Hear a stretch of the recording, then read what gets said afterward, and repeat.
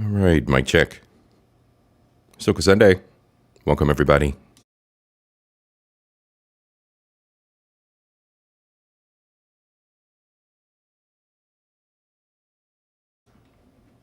All right, let's spin it up. Let's go.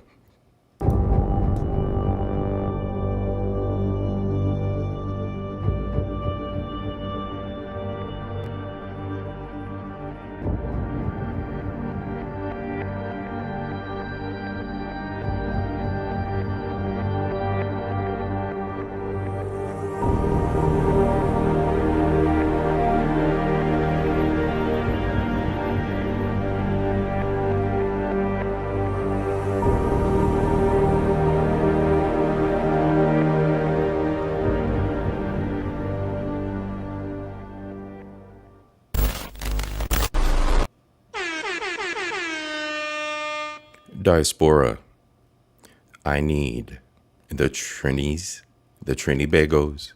I need you now to stand up, please. Bago, a place where beauty and culture coexist. Today, SOCA Sunday. And around carnival time, we starting at the root no place of all the carnival celebrations. Today with me will be Trin from FDNHT. Trin. Full drinking, half thinking. Hope you have a wonderful, wonderful afternoon.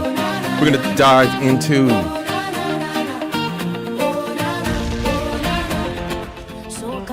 right into the history of Trinidad, a little bit about the food and the flavor, the culture of the island, and of course, the vibe, the entertainment, the music, the carnival. Let's go, y'all.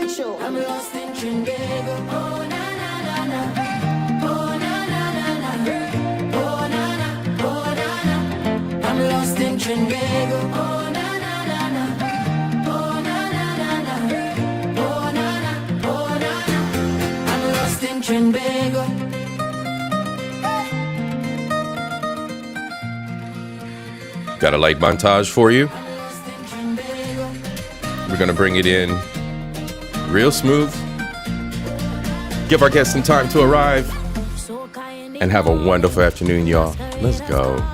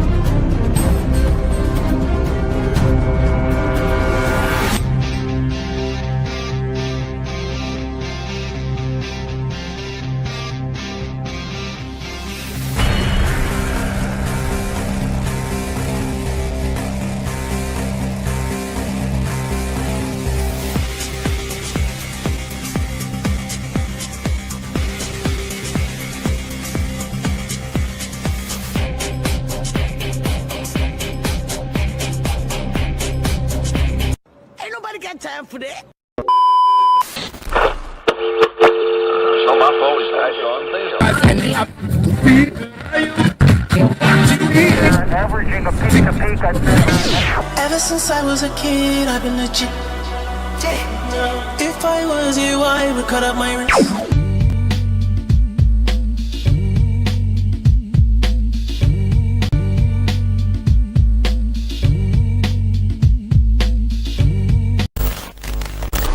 Move over, Baccarat.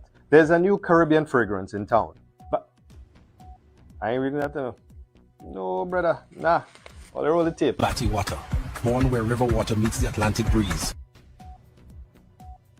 I am Dr. Campbell for WRGO TV. Stay with us. Sources say some people already smell like this, but that's beside the point. Deep, unmistakable. Batty water, the fragrance of Guyana. What really going on over there?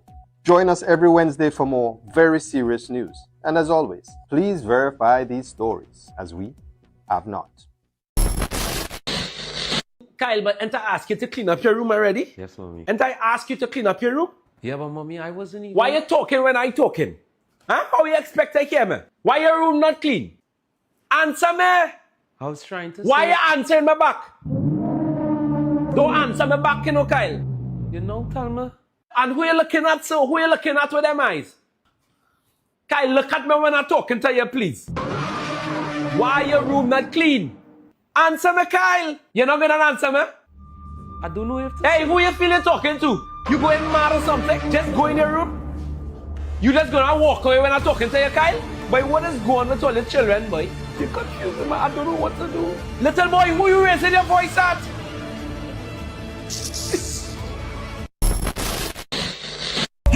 Yes, I can hear them saying, boys, stop living in the past. Find out where the road comes down from the glass. Come on. Yes, I'm from a place where soca there is only Yo, super kid. Enough man just get jacket on her. It tight and they still want with them. You know what I mean? Walk out. Girl, you can't trick me. I never touch it, so how come is my pick me? And the next thing that I can't understand, the youth looking Chinese and I is African. Give the youth to another man. Another man. Move and let go me hand give another man.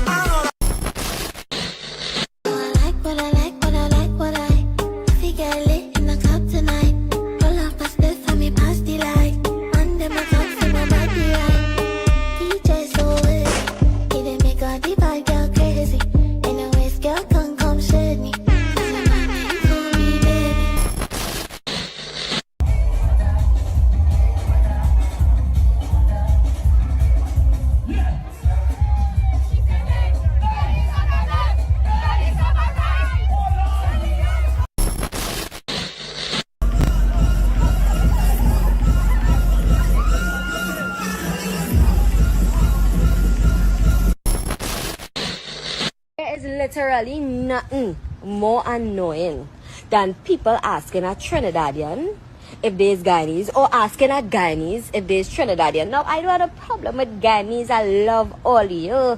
Chicken curry chicken, either way is a love, right? But we accent not really that close. And I don't have no problem with people who don't know mixing up the accent, you know. But why it is after I tell you I's a Trini, you have to tell me I sung in Guyanese? No, I's a Trini and I sung Trini. I might sing a little Jamaican, because my husband Jamaican and I live in a house full of Jamaicans. But I don't sing Guyanese. I don't. One love Guyanese. I love all you. But I don't sing Guyanese though. What is it like being with a Caribbean man? I feel for woman and a woman and a woman and a rum and a woman and a woman and a rum and a woman and a woman and a woman and a woman and a woman. I can't behave myself. Some may try to argue that this is a problem, but I don't see a problem. We love Caribbean women and rum. I feel that's accurate. I feel that's accurate. Now, how much? That's a different story. Soca. Now thinking about it, that song is a little bit too accurate and a little bit too relatable. This could be a problem. Never mind, I love it. Trinidad!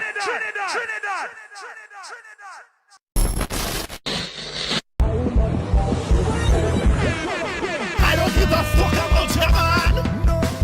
But if your mother's natural, fuck me. I don't give a damn if you want lesbian. Bend down and take this one.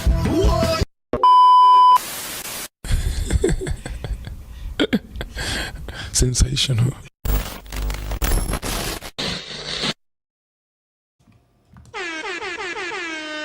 Welcome to the show, y'all. Let's go. Sakafet, salutation, salute, peace to all my beautiful people from all corners of the world, y'all. That intro was diabolical. Let's go. We are in Trinidad today. Y'all. We got a special guest coming up. As soon as he arrives, he will be pulling up live with us, and we're going to share the history, culture, and entertainment, everything that's going down in Trinidad today. Woo, boy, they are winding up, as you can see from that intro. The craziest thing, my people, the craziest piece of all this, most of the content across the web is Trinidad. It's that island. They are everywhere. When the carnival's mentioned, it is Trinidad, y'all. It is Trinbago, y'all. All right, y'all. All right. Let's do this. Give me 1 second here.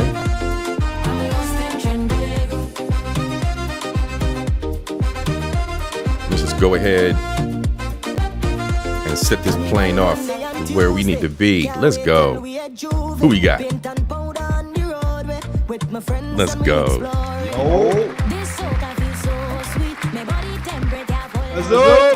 Cuzzo, how you doing, man?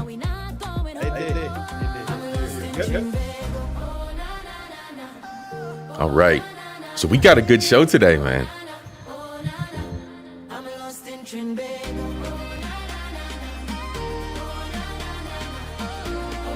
Yeah, man.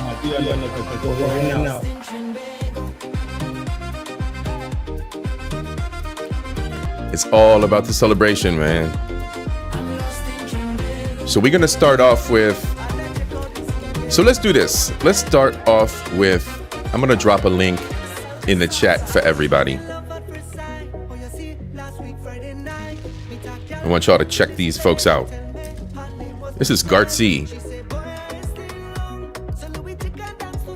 Oops.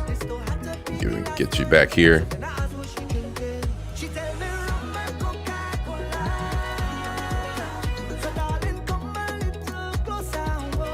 There we go.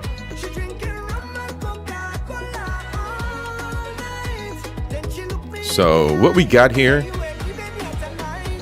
is an awesome resource of everything current going on the island, man.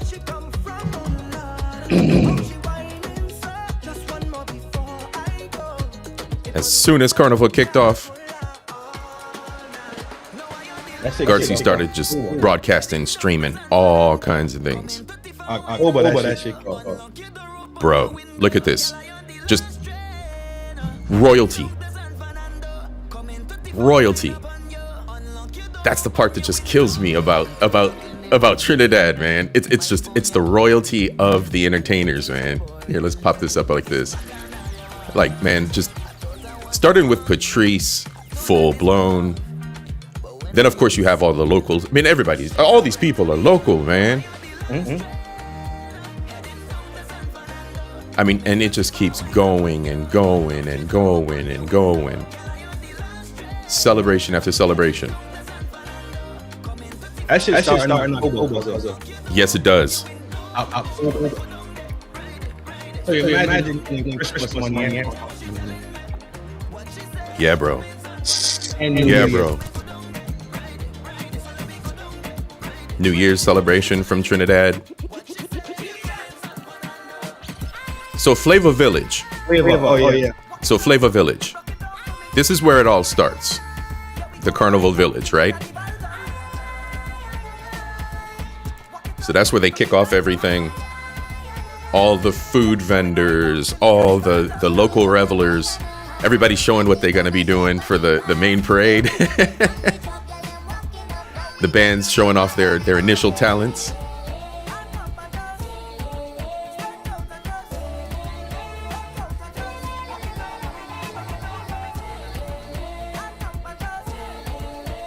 All right, who we got? Who we got here today? Ladies and gents, there's a lot of y'all out here. We gotta riz the crowd up, man. We gotta riz the crowd up. Ladies. And if you hear this song, then go and bend your back. Go and bend your knees, baby, shake it to the max. Ladies, shake it to the max. Who we got? Erin, Laura, Tiara.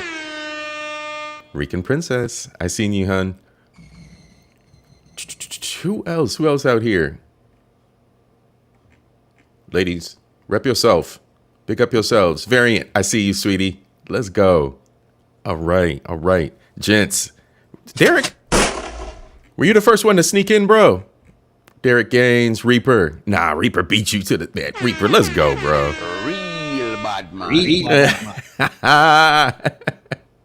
Reaper, Derek, all my hosts demonetized. Ladies and gentlemen, I want you to know that this show, Soca Sundays, are provided to you, produced by Mr. JP, all my hosts demonetized, and always brought to you by you as well.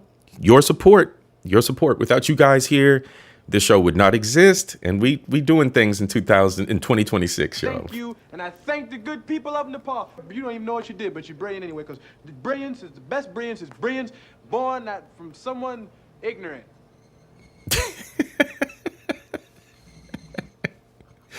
One love, y'all. One love.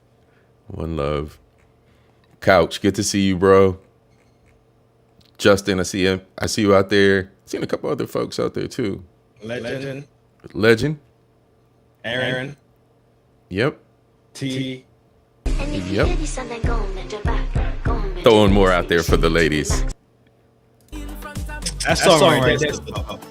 Yeah, boy. Molly's doing things, bro. Yo, it be bubbles every. Absolutely, bro. Absolutely, bro. Well, we got some entertainment for the folks too from the IG perspective as well. So we're gonna build up, man. I got a little bit of everything for the for Trinidad, man. Representing Trinidad, man. We're not gonna take your time, cuzzo. Yeah, we're not messing around today, folks. We're not messing around today. So I'll tell you what. Carnival stuff aside, let's I'm gonna change gears here. Give me 1 second.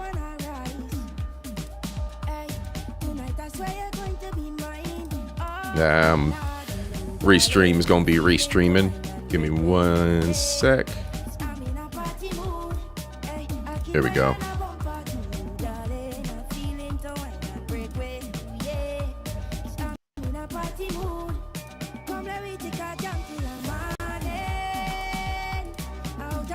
All right, there we go.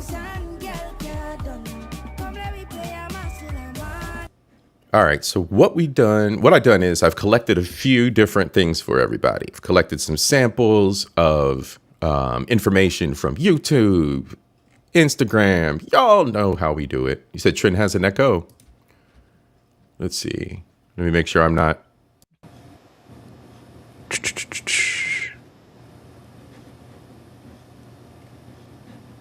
Okay, we'll try it now. Tether echo. Yo. Messy. How you doing, sis? Still echoing? Try now, y'all. Let's get a one if it's all good. Test.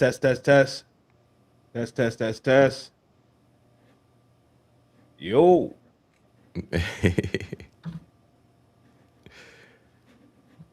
Let's continue on, brother. Yeah. All good? All good. Right. Excellent. All right. Yap session. We go into the history of Trinidad Carnival. Then we're going to go into the history. We got a brief history. All right. So let's see. Yap sessions.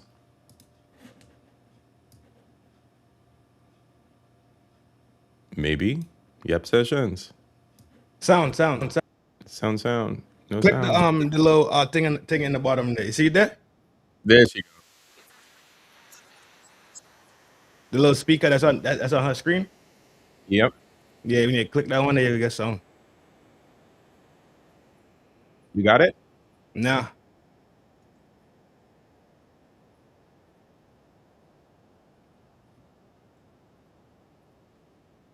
One second. What I'm gonna do is stop it. Pause yourself, girl. Hold on. I'm gonna reshare it. There we go. Now we should. Let's try now. Let me refresh. Nothing and still make something for everybody. So I know some people will say my carnival views is be controversial, but the only reason I feel the way I feel about this is because carnival was never meant to be this exclusive, gate-kept, or if you don't have at least $12,000, you have to stay home. Carnival has started all of these VIP ban and cabana kind of thing. So let me do a quick recap of Trinidad Carnival and where it all started. So back in the 1780s, when the French planters and the free people of color come to Trinidad, they also brought with them the pre-Lenten celebration of Mardi Gras that is known in New Orleans. RBN. And so they threw in a masquerade and they ball and all kind of things. And of course, the enslaved black and chicken couldn't be a part of that. They was banned from that celebration. So when slavery was abolished in 1834, they say, well, good, we can take part in all your party and things, so now we go create our own. Although slavery was abolished, they were still under an apprenticeship, which basically means they still under needles, so they still had to watch themselves. So instead they would go to the sugarcane field, they would have a drum, the torches, people stick fighting, dancing, jamming, all kind of things. And they would burn the sugarcane there as a form of resistance. So that's where we get the term can brûler, which comes from the French words can brûler, which means burn sugarcane or burn cane. But then 1838, when the apprenticeship thing and all that done and they finally free, that's when they say, well, yeah, we're bringing this to the street. So these celebrations were typically... Right, so they had the indentured apprenticeship, they called it? Right. Right, and then they went from that to actually being free. Right, that was emancipation for you. Got it. Yeah. Tracking. Always on August 1st to commemorate Emancipation Day. But after about 10 years, that's when they bring it to the pre-Lenten period. And they said that the celebrations officially started on the midnight of the Sunday before Ash Wednesday. So that's really the beginnings of what we know to be as Juve. So that really became the symbol of freedom, a celebration. And this was the first time the slaves could be visibly free, enjoying themselves, celebrating their freedom. So of course, you know, the colonial government was not on that. So in 1881, that's the first time they tried to come and stop the celebrations in Port of Spain. The people wasn't having that. So they actually fight the police and win. That wasn't the last of them, because then again in 1884, they went down in Princestown and Sandown trying to do the same thing. And then finally, after that last beat down in 1884, they leave we alone. They still tried to ban certain things, but we went above that. They tried to ban the drumming. They tried to ban stick fighting. They tried to ban people gathering. More than 10 people can't gather. What?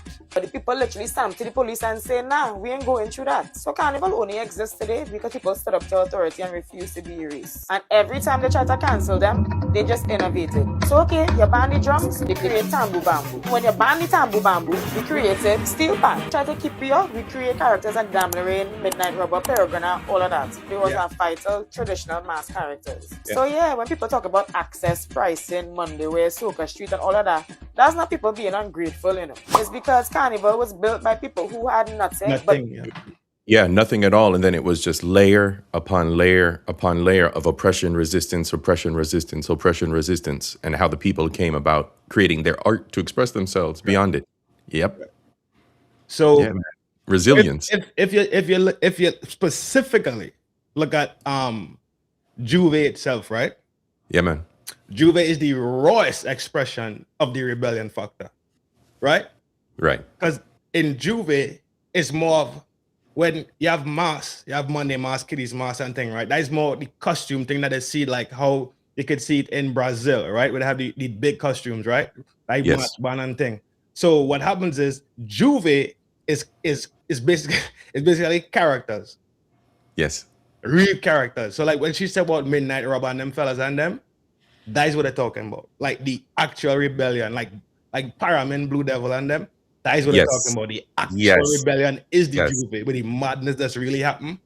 Yes. And then you have the one that's more, let me say, tourist friendly, right? Yes. Yes. Because the reality is mass is more tourist friendly. It's more colorful. It's done in the daytime. It's not as the way Juve is nighttime, early morning thing.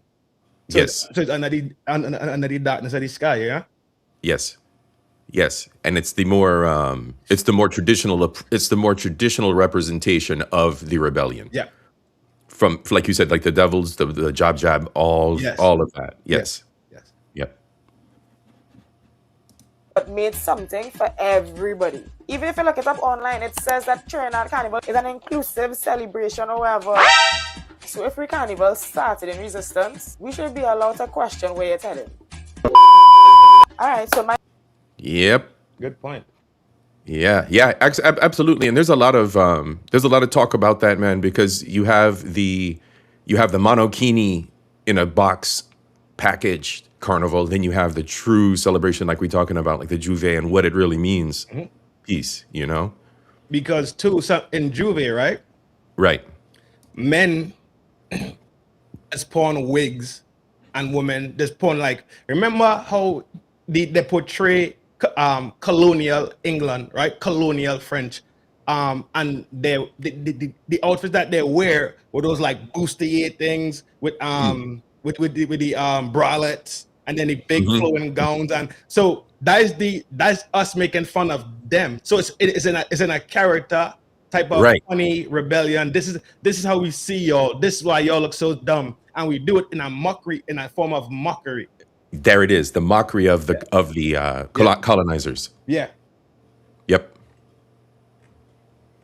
There was a couple I had here celebrating kickoff of Carnival, man. Oh, here we go. Blackie.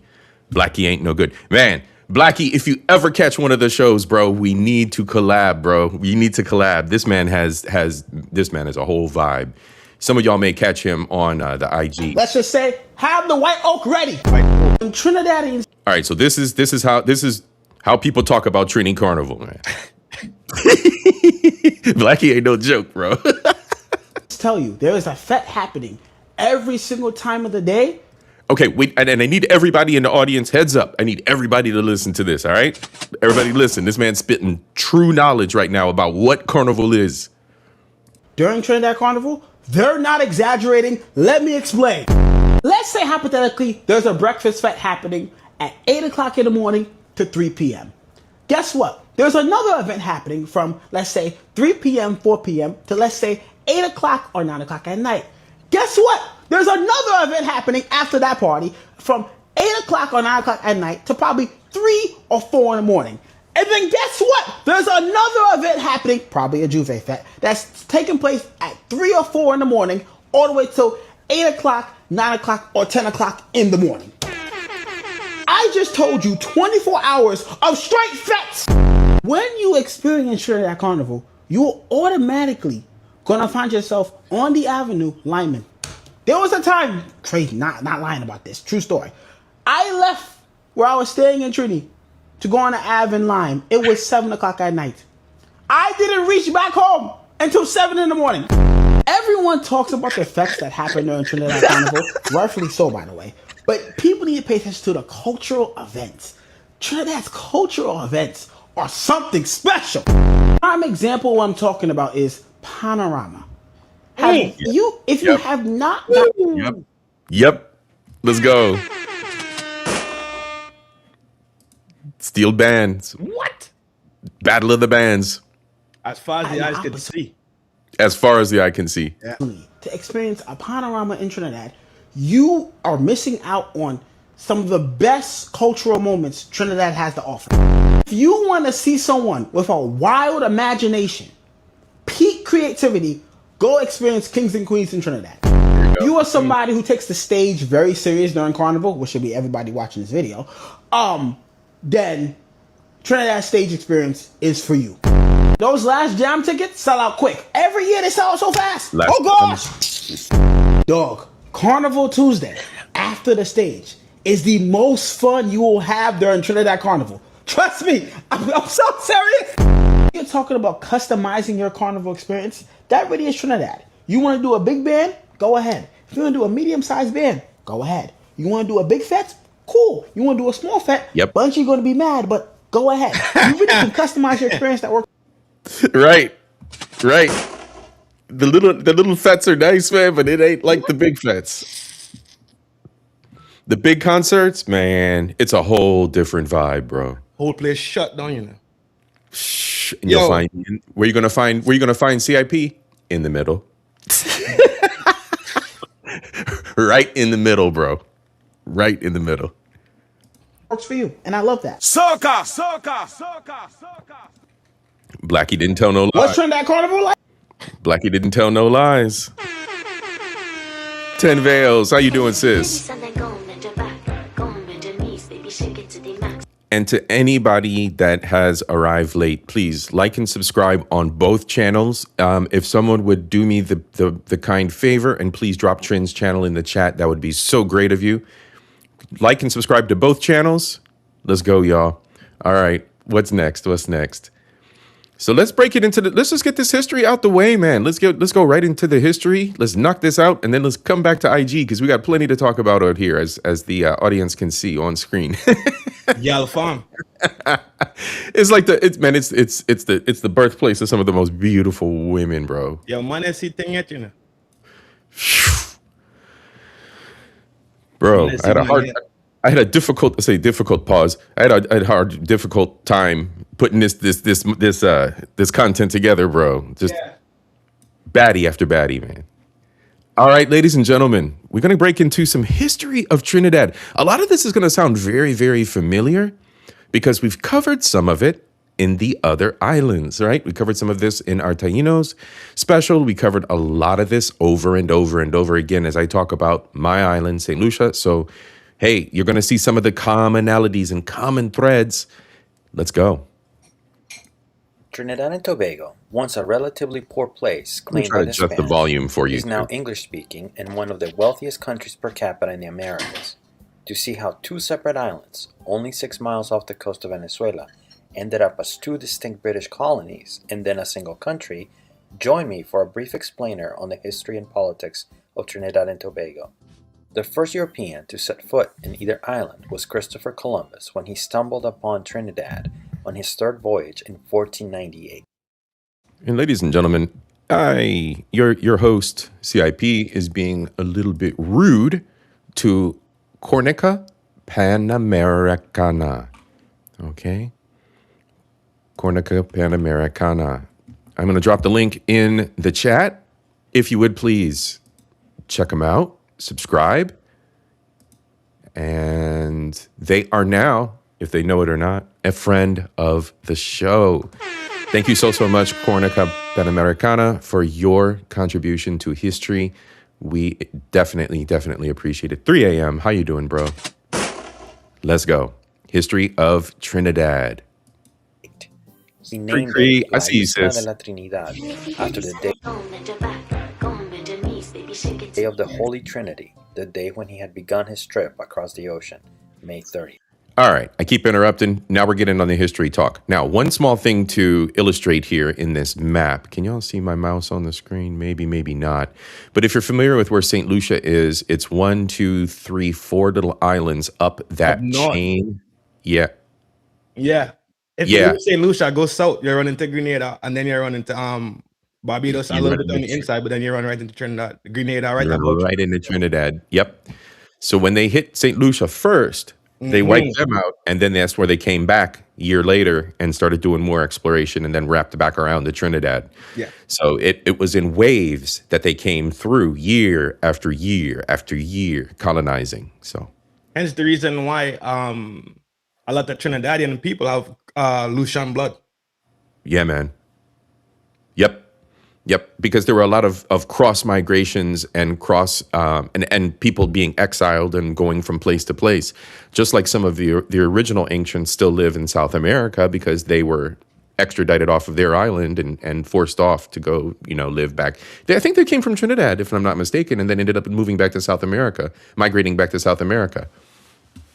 Ooh. That's a deeper story for another day, but yeah. Them again and Suriname.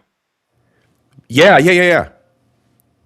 That is why Pro. That's why sometimes it's so hard to tell like the difference in phenotypes, right? Between the Guyanese and the Trinidadians specifically. Yes. And then you have Suriname. Like I would say really it probably starts by St. Lucia and then goes down to Suriname. Even though Suriname is a part of the main continent, right? So it's Guyana, right? Yes. They're still considered Caribbean. Yes, absolutely. They still are considered Caribbean, not as South Americans. Even though they are in South America. It's attached to South American continent, but still, yeah. Absolutely. At the time, Caribs and Arawaks were the island's sole inhabitants. Given that the island lacked much in the way of gold or other precious metals, tribal battles. The Spanish initially gave it only scant attention. But that did not mean that they left the islanders in peace. In the 16th century, many of the Trinidadians were captured by Spanish slave traders and sent to work in other Spanish possessions. The Spanish began to pay more attention to the island after the stories of the mythical land of gold of El Dorado began circulating. El Dorado. Mm-hmm. Multiple explorers came searching for it and attempted to set up colonies in 1530, 1532, and 1550. but they all failed. In effect, there was no Spanish presence in Trinidad until 1592, when Antonio de Berrio, a veteran soldier from the Italian Wars, took official possession of the island and founded San Jose of Oruña, a town just east of Port of Spain, later renamed St. Joseph.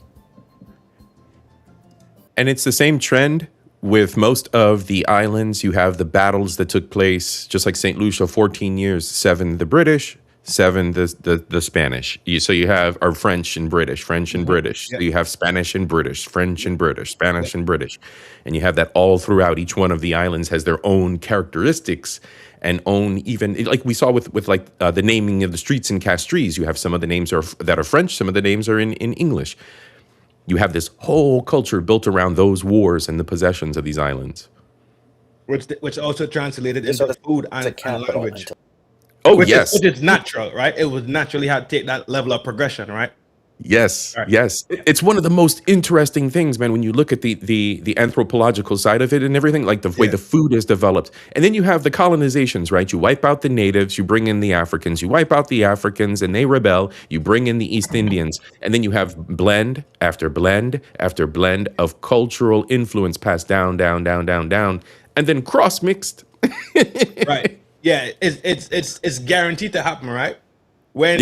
When they wanted to fight let's say desegregation in America, right? What was the main point of desegregation, right?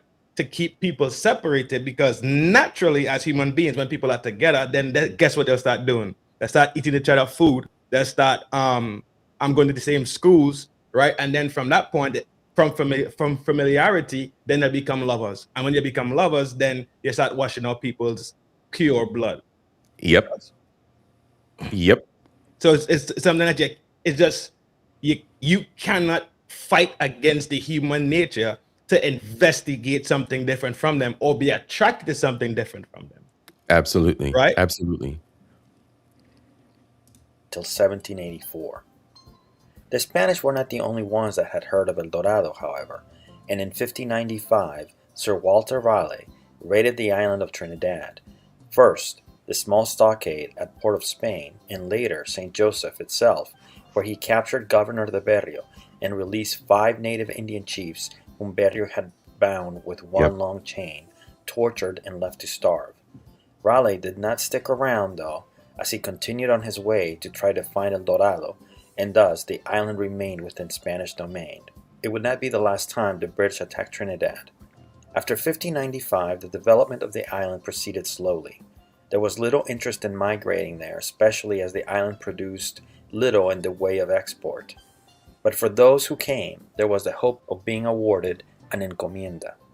The encomienda was a labor system rewarding conquerors with the labor of a specified number of natives from a specific community, with indigenous leaders in charge of mobilizing the assessed tribute and labor. The Spanish encomenderos were to take responsibility for instruction in the Christian faith, protection from warring tribes, suppressing rebellion against Spaniards, protection against pirates, instruction in the Spanish language and development, and maintenance of infrastructure. In return, the natives would provide tributes in the form of metals, maize, wheat, pork, or any other agricultural product. In the first decades of the Spanish presence in the Caribbean, Spaniards divided up the natives, who in some cases were worked relentlessly. Right. Old Spanish families in Trinidad, that is, those dating back to the time of the conquistadors, had been granted large tracts of land in which villages had been established. The first encomiendas were Acarigua, San Juan, Arauca, Aruca, Tacarigua, and Caura. Using the Trinidadian labor in the 17th and early 18th centuries, tobacco and later cacao were cultivated. But it's crazy how the colonized roots of your country are Spanish. Yeah, of course. So strong, man. There's a place in Trinidad still called El Dorado. Oh yes, yeah. That's awesome. Yeah, it's crazy. And then too, you have the mixture of the native word with the Spanish word. So sometimes you have like Tacarigua, right? Yeah. Arima, right? Aruca. Yes, Arima, I went to school in Aruca. But you see how it's written here is Aruca. But when we rewrite it for ours, it does spell that way. Wow. So it's the old English or the old Spanish versus the modern evolved way. Yeah. So it evolved through time to adapt to us people living there now. Like, it don't spell that way at all. It's spelled Arouca, Arouca. That's we learning. Yeah, we learning today, y'all. Yeah. We learning today. Y'all are gonna have to do your homework. Kriki already taking notes. After a disastrous failure of the cacao crop in the 1720s, the industry declined. Thus, the island remained undeveloped well into the late 18th century. From 1776, the Spanish government encouraged Roman Catholics from the other Caribbean islands to settle in Trinidad with their slaves. Here we go with the religion. This immigration became significant after the Cédula, or Decree of 1783, which offered generous land and tax incentives to settlers and transformed Trinidad's population, economy, and society. Most of the settlers were French, and French influence became dominant. Many enslaved people were brought in from the other colonies. So then this would be where the French influence came in. And from Africa. Plantations were established, production of cotton and sugar began, and trade increased markedly. By 1797, when Britain seized the island from Spain, Trinidad had begun its development as a plantation economy and a slave society. Yeah. The British military conquest was formalized in 1802 in the Treaty of Amiens, the negotiation that ended the UK's conflict with revolutionary France. Under British rule, Trinidad's development as a sugar colony continued, although in 1806 and 07, the slave trade was completely prohibited. Slavery was abolished in two stages between 1834 and 1838, and the sugarcane planters were unable to secure the steady, tractable, and cheap labor they wanted. As it happens, the most prominent slaveholder in Trinidad was a New Yorker educated in London, and he was also the first person to suggest bringing indentured servants from Asia to solve the shortage problems. His name was... So this is the guy who's at fault for that.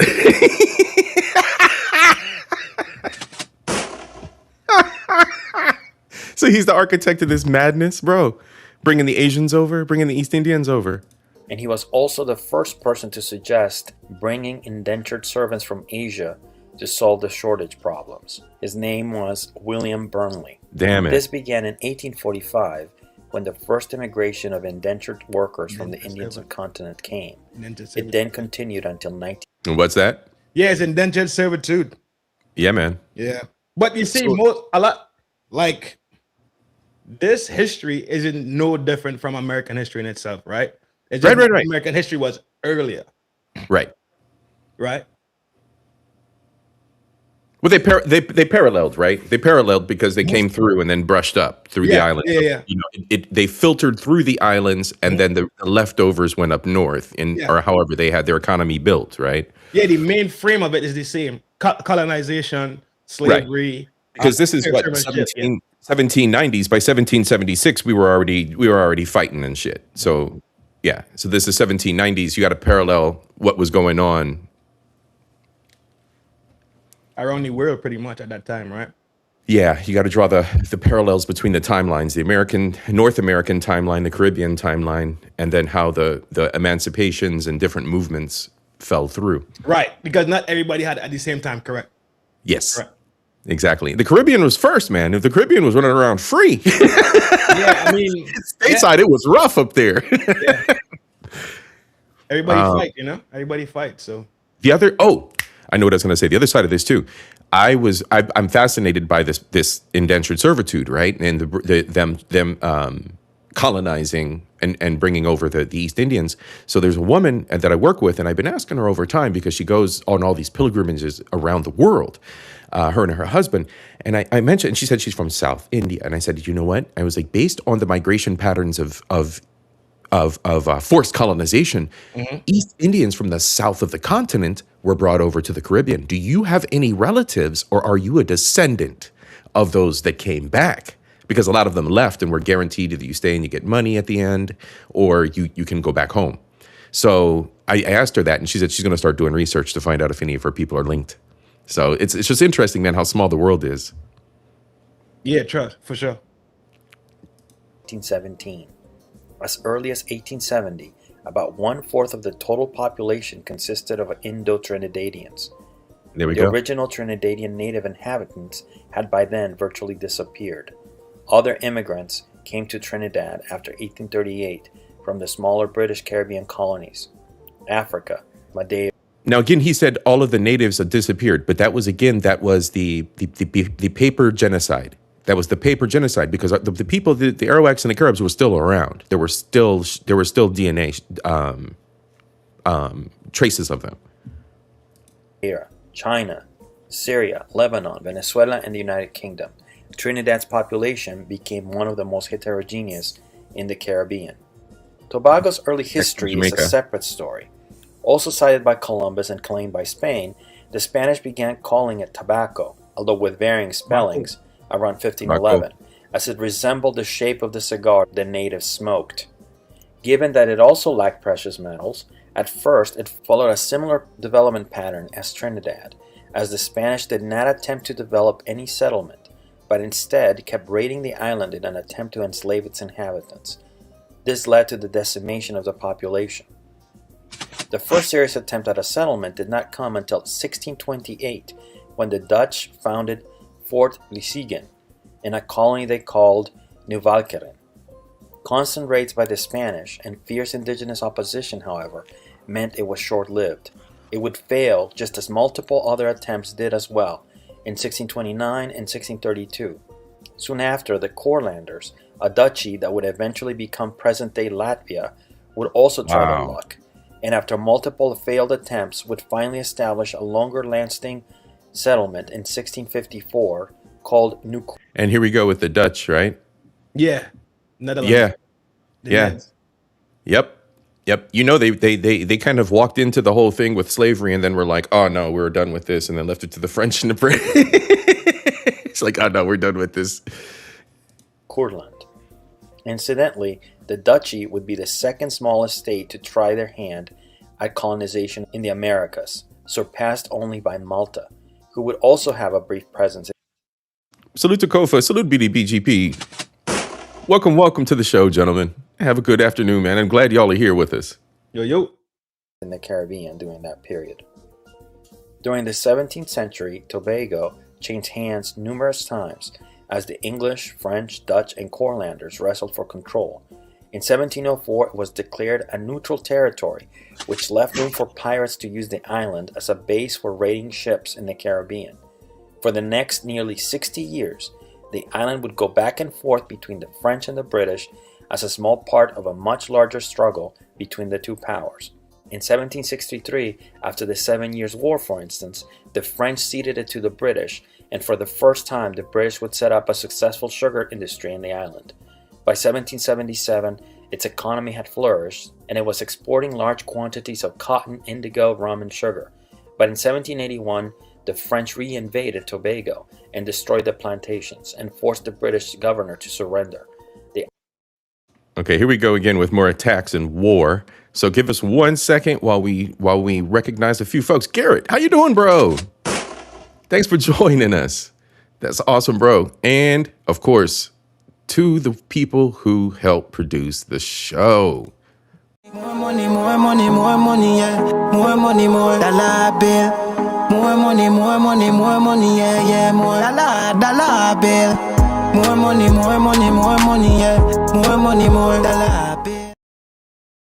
Producer TQS, bro, as always, much appreciated. All donations remain with the show, stay with the show, and help the show grow. Appreciate you, bro. Yeah, TQS popped up. Yo, what up, G?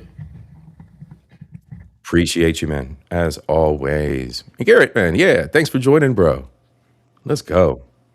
History of Trinidad. We are now looking at the Trinbago side of the island, the Tobago side. The island's buoyant economy fell into decline. French rule in the island would be victim to the fortunes of revolutionary France first, and later to Napoleon's empire. Thus, in 1814, the island would be ceded to the British for the last time as a result of the Treaty of Paris, the semi-final negotiation between Napoleon and the rest of Europe, as only a year later he would face final defeat at Waterloo. From that point on, the British tried to revive the sugar industry in Tobago, but by then it had already hit an irreversible decline. While and once Napoleon fell, that's when they revolted in Jamaica. Once Napoleon fell, that's when the small uprising started happening in Sucre and on St. Lucia. It all fell hand in hand, bro. All fell hand in hand. lower sugar prices had already hit it hard, the last nail in the coffin was the Sugar Duties Act, which took away their tariff protection. Facing added competition from Cuba and Brazil, the industry collapsed. As Tobago's economy declined, so did its importance to the British government. To reduce the costs of ruling the island, the British government sought to unite Tobago with neighboring islands into a single administrative unit. In 1833, Tobago, Grenada, and St. Vincent were put under the authority of the governor of Barbados, but the island retained a representative assembly. A key turning point came in 1876 as a result of the Balmana riots. These occurred when police tried to control the unrest among Barbadian immigrant laborers at the Roxborough estate on the southern coast of Tobago. But the crowd resisted, and as a consequence, a woman was shot by the police, while the person commanding the group, Corporal Balmana, was beaten to death by the mob, and several other officers were injured. The event convinced the resident whites that there could be future problems like this one, or like the Morant Bay Rebellion in Jamaica 11 years earlier. Thus, they began to think that Tobago would be better protected if they became a pure crown colony constitution. See, again, this was all around the fall of France, all around the fall of Napoleon. That is, one with direct British rule and no elected legislative assembly. Hey, sis, how you doing, Almanize? So they looked to become unified with Trinidad, a colony that had never enjoyed any type of self-rule because, unlike Tobago and other British Caribbean colonies, Trinidad had become part of the empire as a result of military conquest. This government setup would remain in place until 1925. The lack of representation and inequality in the unified islands sometimes turned explosive. The most famous example of this were the water riots of 1903.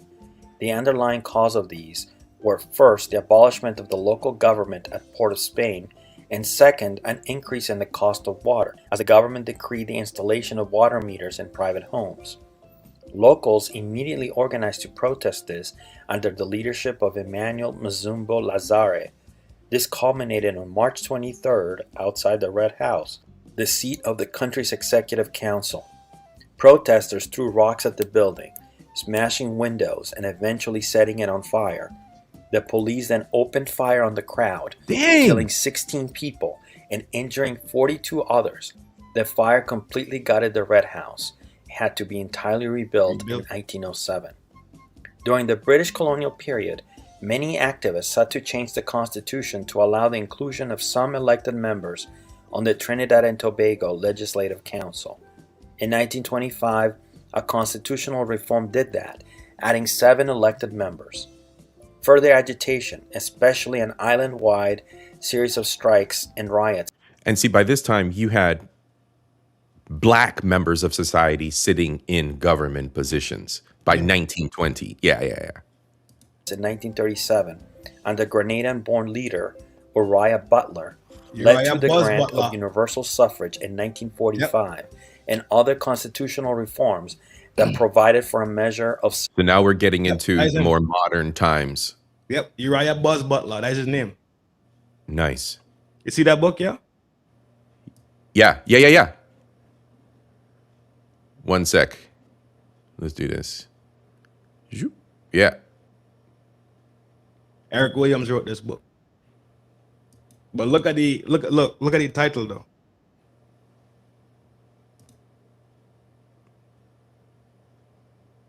That's what he's talking about right now. The self-governance he's talking about. That's okay. So it's the fundamentals behind his belief. So this is when you talk about Uriah Buzz Butler fighting for basically position and rights, right? That's the movement to independence, right? Because independence was in '62. Yep. So this is yeah, true. So for sure, this is a book. I had this book since I was since 2010. I put and it's history of History of the People of Trinidad and Tobago. Who's the author? Who's the author at the bottom? Dr. Eric Williams. Eric Williams. Okay. All right. By Eric Williams. Like and subscribe, you guys. Go back, pause it. On the book cover, Eric Williams is the author. First Prime Minister, too. Nice. Yeah. I wouldn't be surprised. We're almost 3/4 of the way through. A little bit over halfway through here. I wouldn't be surprised if they talk about him. Let's watch. Right. Yeah. Because I don't think I've gotten any further than this in the video. Okay. And other constitutional reforms that provided for a measure of self-government. Butler was jailed from 1937 to 1939 and then rearrested when the United Kingdom entered World War II and jailed for the duration of the war. After his so because he was a political figure like that, he did they did the same thing that they did to what's his name from South America? Mandela. They pulled the Mandela on him. Yeah. So he has a highway named after him. Yeah, I wouldn't doubt it. Long highway, like a long highway in Trinidad. Called Uriah Buzz. Yeah, that's him. Yeah, one of the main thoroughfares, I'm guessing. Yep. Released in 1945, Butler reorganized his political party, the British Empire Citizens and Workers' Home Rule Party. This party won a plurality in the 1950 general elections, but the establishment feared Butler as a radical, and thus Albert Gomez became the first chief minister of Trinidad and Tobago instead. The 1956 general elections saw the emergence of the People's National Movement under the leadership of Eric Williams. The PNM, a nationalist outfit on the center left, would go on to dominate politics in Trinidad and Tobago for the next 3 decades. Its main and there he is right there. Yep. Opposition was the Democratic Labour Party, a fusion of parties with various ideological factions, but mostly anti-communist, led by Dr. Rudnarath Kapildeo and Ashford Sinanan, who later founded the West Indian National Party. Williams became Prime Minister at independence and remained in that position until his death in 1981. In 1958, the United Kingdom tried to establish an independent West Indies Federation comprising most of the other British West Indies. However, disagreement over the structure of the Federation led to Jamaica's withdrawal. Eric Williams responded to this with his now famous calculation. Leave it to the islands. The big first world nations need to stay the F out the way, man. Remember last week, a part of the history that we was doing on my side last week, they brought up the Mighty Sparrow singing the song about the Federation, and he had a whole calypso song about Jamaica leaving the Federation, which then triggered the Federation actually separating in complete destruction, pretty much. Because remember when you talk about resource, right? Yeah, the main resources was Trinidad, Tobago, Jamaica, Barbados.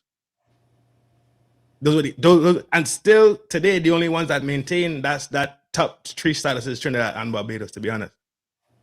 So that's why Jamaica got fucked over so tough, though, in reality. Yeah. Hence the reason why the economy looks that way. You know what I mean? Yep. In Exactly. comparison, yeah. Yeah, exactly. And then I'm guessing CARICOM came after this, and again, he may very well make talks about it. But then, and see, right before the current political happenings around Venezuela, they started to the northern Caribbean islands, and if I'm not mistaken, a few of the Central American countries as well started to band together and form a union where you could work, you could receive medical, you can live and commute between the islands like we used to by boat before the colonizers, right? Venezuela was another one of those top producers too, to be honest. It was Venezuela. Venezuela's, I can't remember the exact ranking on like who was 1, 2, 3, 4, 5. But Venezuela was definitely in that ranking list for sure, guaranteed. Janesta Coleman, hey Janesta, how you doing, sis? Janesta Coleman, got to do it in the Theo voice. All right, y'all. Lee Turner, how you doing, bro? You know what? I saw you sneak in talking about the chitlins, and we didn't sync up, bro. So what's good, bro? How you doing? All right, y'all. Let's finish out this history of Trinidad so we can get to the fun stuff on IG. 1 from 10 leaves not. Trinidad and Tobago chose not to bear the financial burden without Jamaica's assistance, and the Federation collapsed. So instead, Trinidad and Tobago gained full independence on August 31st, 1962, within the Commonwealth, with Queen Elizabeth II as its titular head of state. On August 1st, 1976, the country dropped that too and opted to be a republic. And the last Governor General, Sir Ellis Clark, became the first head of state or president. The PNM won 6 consecutive elections and held power from 1956 to 1986. Despite the continuity and stability in government, there were economic problems and social unrest, which broke out in widespread disturbances in 1970 to 1971. This was because much of the promise to Black Trinidadians had been left unfulfilled as the colonial legacy of discrimination persisted, and this fueled the Black Power protests in the island. The Black Power Revolution of 1970 nearly 1970s Black Power Revolution on the island of Trinidad. And the audience has to take that into perspective. These weren't movements that were only isolated to the United States of America. And they weren't the same because there's nuance based on what political situation the Trinidadians were in. But it's the same kind of movement and people seeking their liberty. It's the same kind of thing. Especially too by this time, right? What we're talking about is in a sense where people that live in Trinidad actually went to America, right? They went to England, they went to Spain, they went to these other countries, right? Yes. And sought higher education. So when you look at a lot of these politicians from that time, their baseline education, they started in Trinidad, but then you would see them venture out to England, to Africa, over to Europe, right? And America. Yes. Get higher education, learn different literature, especially when you're talking about Black Panther movement and all these things that was going on already. And then there's a merger also too when you talk about the Harlem Renaissance and all that stuff too. So then they take back the ideologies and they take back the higher education and how to write to the British to declare independence and how to declare emancipation. They know how to do these things because they were actually educated in that system. Yes, exactly. And it was at a time, too, where there wasn't as much of a brain drain. There was more of an investment in going back to the countries, too, at the time, and more of an ebb and flow instead of it being people leaving, seeking that education, leaving, and not returning to fight for where you came from, right? Yes. So there was a different kind of allegiance to your country, to your nation. Yeah, because even though, let's say, even though you don't plan to live there the rest of your life, right? Right. But you come back to fix these things that you know need to be fixed and put things in motion for a couple of years. You live there for 10 years, 15 years, right? Yes. Really brought down the government, especially after the police killed Basil Davis, a young protester. Oh, wow. But the government ended up suppressing the movement enough that Eric Williams's government, although weakened, survived. In the end, what really calmed things and changed the island was the 1973-1981 oil boom. Oil as a resource was not new to the islands. Famously, the largest natural deposit of asphalt in the world is at Pitch Lake, not far from Port of Spain, something that Walter Raleigh discovered could be used to caulk some of his ships all the way back in 1595. Not surprisingly then, that's where the first oil well was drilled, although it took until 1857 for that to happen. Oil increased in importance over the years for the Trinidadian economy. In 1940, it produced as much as 40% of the oil within the British Empire. Wow. Its production levels, however, did not truly take off until the 1960s when vast reserves were discovered. Thus, when oil prices skyrocketed in the Should we be playing this loudly for Trump to hear? 1970s, production exploded and so did the government's tax intake. This boom brought sudden prosperity to most sections of the population, and Trinidad and Tobago entered a period of rapid development and industrialization in the period between 1973 and 1981. A substantial state sector and fairly comprehensive social welfare programs were created from the petroleum profits, while the private sector expanded rapidly. But just like it happened with other oil countries, a collapse in oil prices created major economic problems. This, along with the PNM's failure to win support from most Indo-Trinidadians and deep-seated corruption, led to a marked decline in the party's popularity after 1981, the year of Williams's death. In December 1986, the National Alliance of Reconstruction, or NAR, a coalition party led by A.N.R. Robinson, won the majority of seats on a program calling for the divestment of So a new political party enters the arena? Yeah. most state-owned companies, reorganization of the civil service, and structural readjustment of the economy in light of the shrinking oil revenues. Although the NIR government succeeded somewhat in stimulating economic growth while keeping inflation low, its policies were widely resented and the party was damaged by splits and defections. In July 1990, a small radical Muslim group called Jamaat al-Muslimin attempted a coup in which several ministers, including Robinson, the prime minister, were held hostage. Are you serious? Yeah, Abu Bakr. Jeez. The armed group then took over the only TV station and tried to convince the country that the government had been overthrown and they were now in charge. Everyone is safe, no one has been harmed. The army, however, had other ideas, and after 6 days, the group surrendered. In the end, 24 people died, including Leo Devine, a member of parliament. All the members of Jamaat al-Muslimin would be charged with treason, but later, all of them, along with their leader, Abu Bakr, would be granted amnesty. To this day, it remains the only militant Islamic coup attempt in the Western Hemisphere. Although the coup failed, it severely weakened NAR, and the party was defeated the very next election in December 1991 At PNM. when the PNM returned Naturally to so. power. Yeah. Since I then, was born for all of this. Trinidadian politics have You say what now? I was home for this. Okay, so you were back there then. Yeah, the coup was serious, yo. It was tough. Wow. Because what they also did, they instituted a curfew. So you couldn't be outside. I think it was like after 6. Yeah. So like when my uncle, so when I went by the babysitter, right? When I was still small, I wasn't in school yet for real. I went by the babysitter, and let's say my uncle couldn't make it in time to get me and be home at the same time because he was in school. Right. I'd stay there. You'd have to stay by the babysitter's house. Right. And they fly helicopters, flying helicopters low and checking out neighborhoods. For real, it was something for real. Wow, Cuzzo. Yeah. I was there. been dominated by the PNM and the United National Congress. That's kind of like the same kind of experience mature gamer Alex experienced on the island of Puerto Rico as a youth growing up while they were still, he was in middle school, he said, while they were still testing bombs along the beaches, using Puerto Rico as testing grounds for the U.S. military.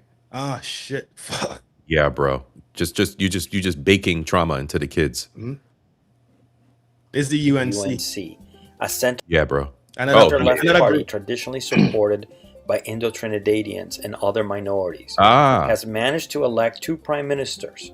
The first, that's it. The Indo-Trinidadians, man, they're still the ones that are the descendants of the ancients, of the ancient Caribs and the Arawaks. They also mix with the Indians from India. So they're real. They're the East Indian side. Okay. So those are the Indo ones are the ones who brought they're the ones who brought Hinduism to the island. Yes. But now they're Indo because they have a different culture. But naturally they'll be Indian in India, right? There's Indians, yes. But because they're mixed into the culture, they're mixed in with the cultural diffusion of all these different classes. I mean, all these different races of people, right? Right. Become Indo. Melting pot. Right. First was its founder and first Indo-Trinidadian Prime Minister, Basdeo Pandey, and the country's first female Prime Minister, Kamala Persad-Bissessar, and here we are, also of Indian modern descent. day. The current Prime Minister, however, is Keith Rowley of the PNM, serving his second term that began in 2020. Today, Trinidad and Tobago are one of the richest countries per capita in the Western Hemisphere, but they face serious challenges. Yeah. The first is their overdependence on oil and the second are security problems related to drug trafficking and to a disproportionate number of recruits for Islamic State that come from Trinidad and Tobago. There have been many Trinidadian jihadists that have been killed in Iraq and Syria, and there's a concern that those who return could radicalize others or find local or regional jihadi projects. Thus, compared to the rest of the region, Trinidad and Tobago has a solid democracy, but similar problems. How well they manage those challenges is as yet unclear. Bisesa is back too though. The woman, Kamala Bisesa, she back in power right now. Yeah, she back in power. Yeah. Probably not. I don't have time for that. Yeah, we're definitely going to go back to Trinidad and dissect some more, man. We're definitely going to deep dive into some more.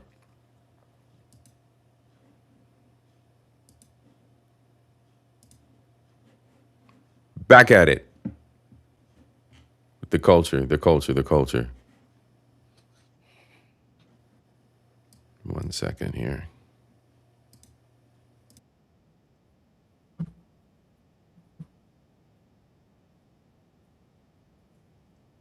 All right, man. My boy Moto. When Moto touched down? 9 hours ago? 2 days ago? Moto touchdown from St. Lucia? Yeah. Yeah, bro. Ladies.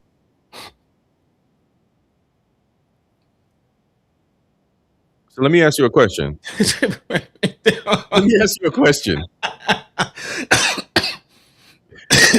Why the Trini women not on this list? I don't know. I have no clue why. No clue. All right, so you have Jamaicans. All right, cool. I can see that one.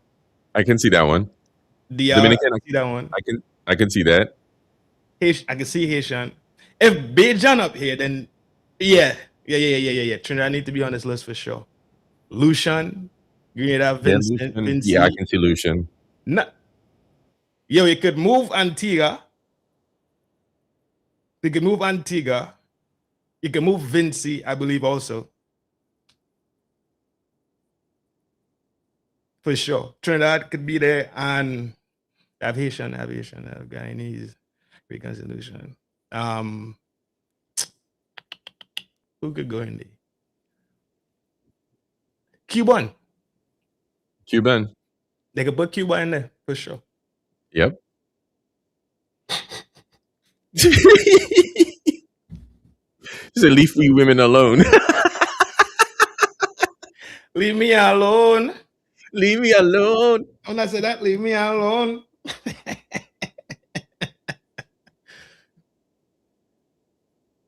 Aaron said because they're soft and submissive. Last thing I would call them, they're sweet. Not soft and not submissive. They're sweet. And I mean, they just do their thing. They take care of the house and stuff. So I guess they are submissive, but soft, no. No. Nah. No. Looks like delicious. They're running things. They're not. Stress.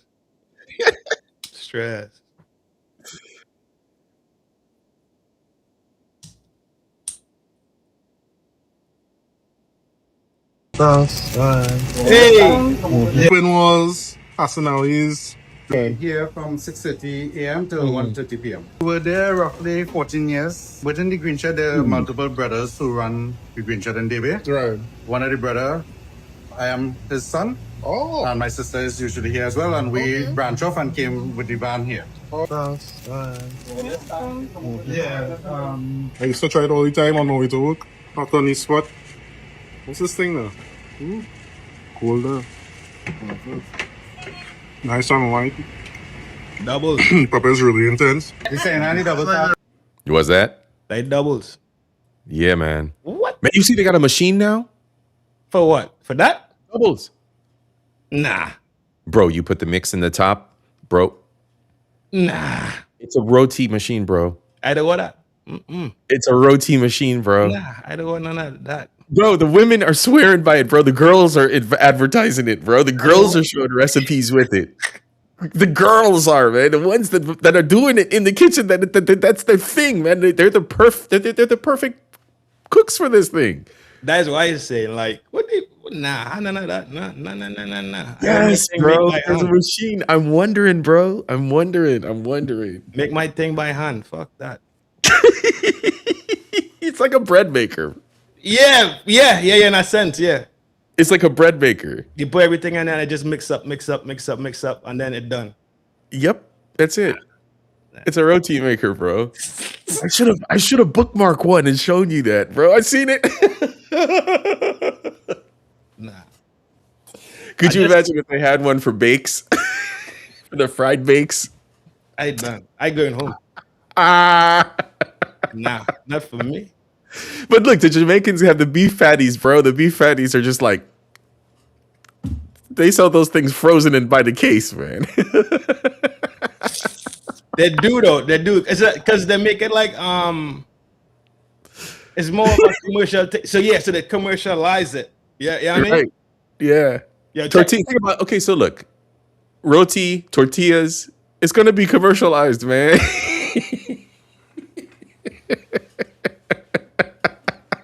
I can't deal with that. Some things should be left holy, man. Yeah, exactly. This saying, good. One of the rule. I am bigger. How big? Perfect amount of crumbs. Oh, seriously? Watch all of them? That's the leaf, right? Which one?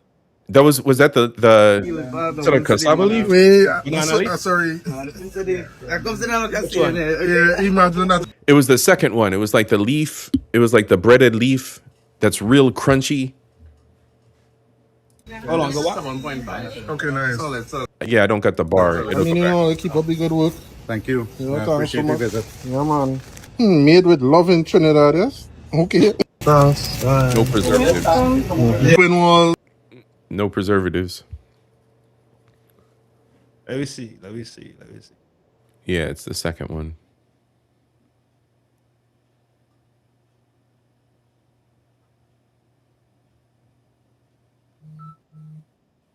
With the van here. I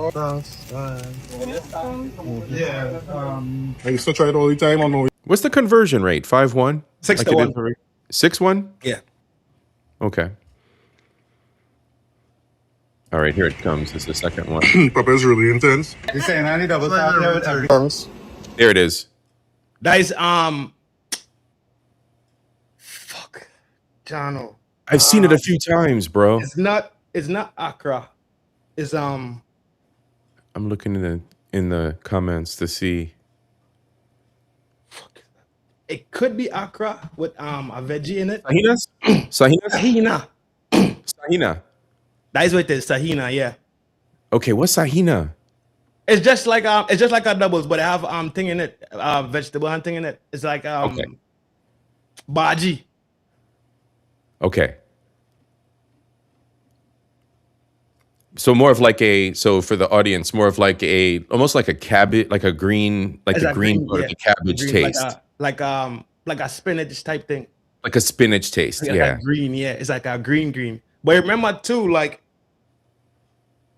a lot of people from the islands are vegetarians. Mm-hmm.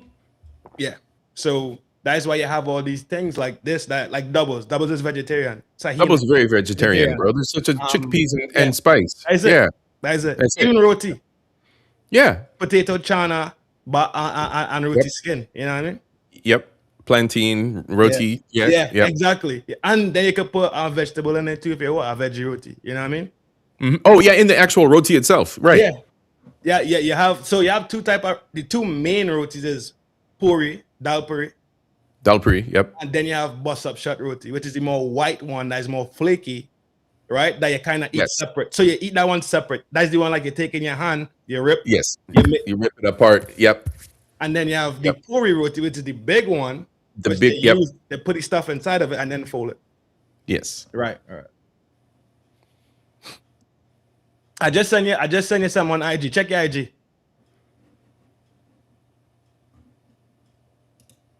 Gentlemen, this is something to take note of. If she looks at you like this at the party, you know what to do. It did. Jamin. Right. It's game over. When you at the fet, she look at you, it's game over.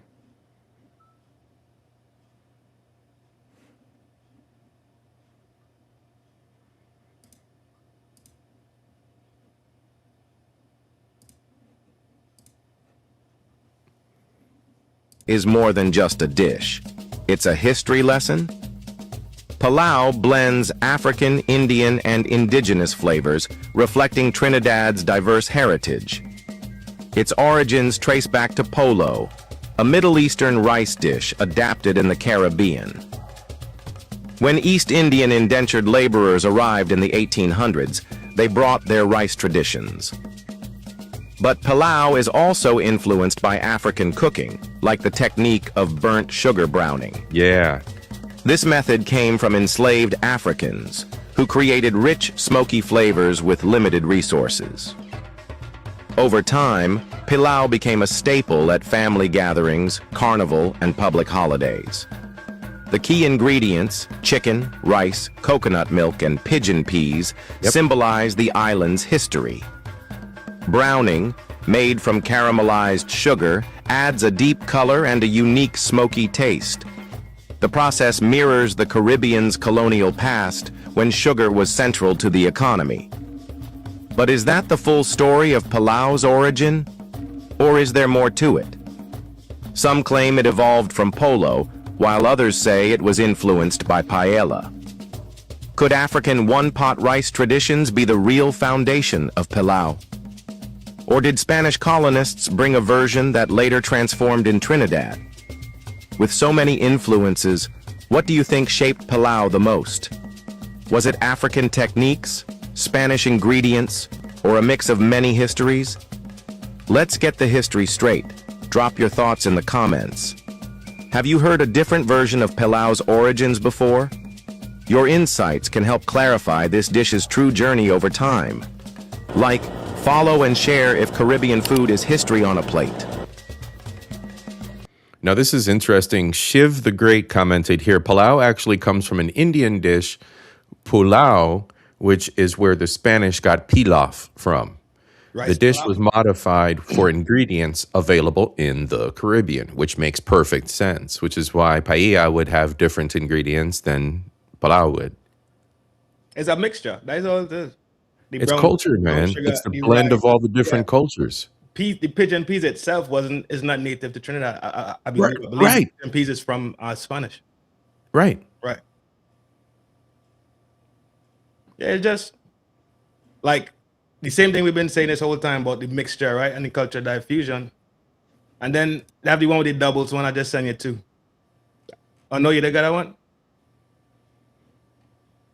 I thought that was okay. No, I thought I sent you the history right there. History of doubles. Yeah. The one that we just was watching by you, I'd say it. That one they could do it. Sold as Shana and Bara. Okay, so, yep. Because Bara is the bread. The bread. Right. And Chana is the piece, obviously. Mm-hmm. Doubles is a staple of Trinidadian cuisine. The sandwich consists of 2 fried barao, the flatbread. Yeah. And the chana, boiled chickpeas with the spices. The doubles were invented, is believed, in 1936 in Princestown, Trinidad. That's so why it's great. called doubles? Because it was sold as one. That is it. It used to be called bara chana. Mm-hmm. Because it's one bara, the bread, Mm-hmm. and then the chana. The peas and spice. But now it's 2 bara. So they call it doubles, like A double double. bara. Yeah. So that's why the name became doubles.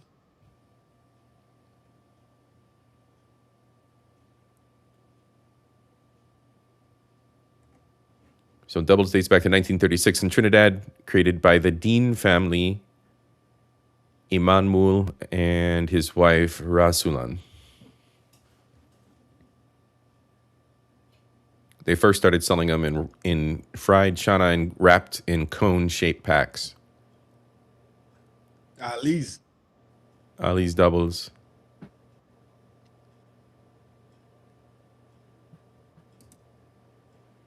Shamluddin and Mahmuddin's son brought the family tradition to Canada. Where's the Canadian connection? Erin Laura. She says, oh my gosh. Oh my gosh. I haven't had good doubles in a minute. Erin Laura. You are on a mission to find Dean's Diner in Winnipeg. On Marion Street, St. Boniface, Winnipeg. Marion. Oh, look how fluffy these are. That's ridiculous. Pigeon peas is green. Is gondolas, verde gondolas. It's just green. It's just green peas, not like green peas in America. Sweet peas, but it's what we call it. We call it pigeon peas. Spanish call it gondolas verde. I think. Hold on. Wait. Yeah, he got some too. I think I have some. I have 2 or 3 different types of beans. Some link the origins of doubles to a popular Indian dish, choli, chana batara, a combination of choli, chana masala, and bahtru puri. South Asian indentured workers would have brought the tradition with them to the Caribbean. Yeah. Yep, and then infused with the spices and things that are available. Yep. I love it. This is it right here. This is it. Big up the screen.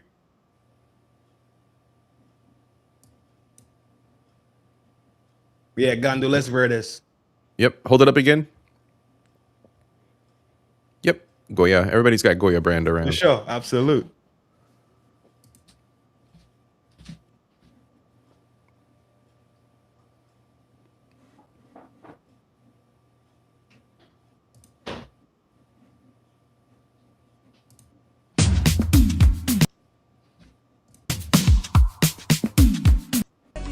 Trini fish broth, aka fish broth, is a one-pot medley of provisions, fish, and dumplings.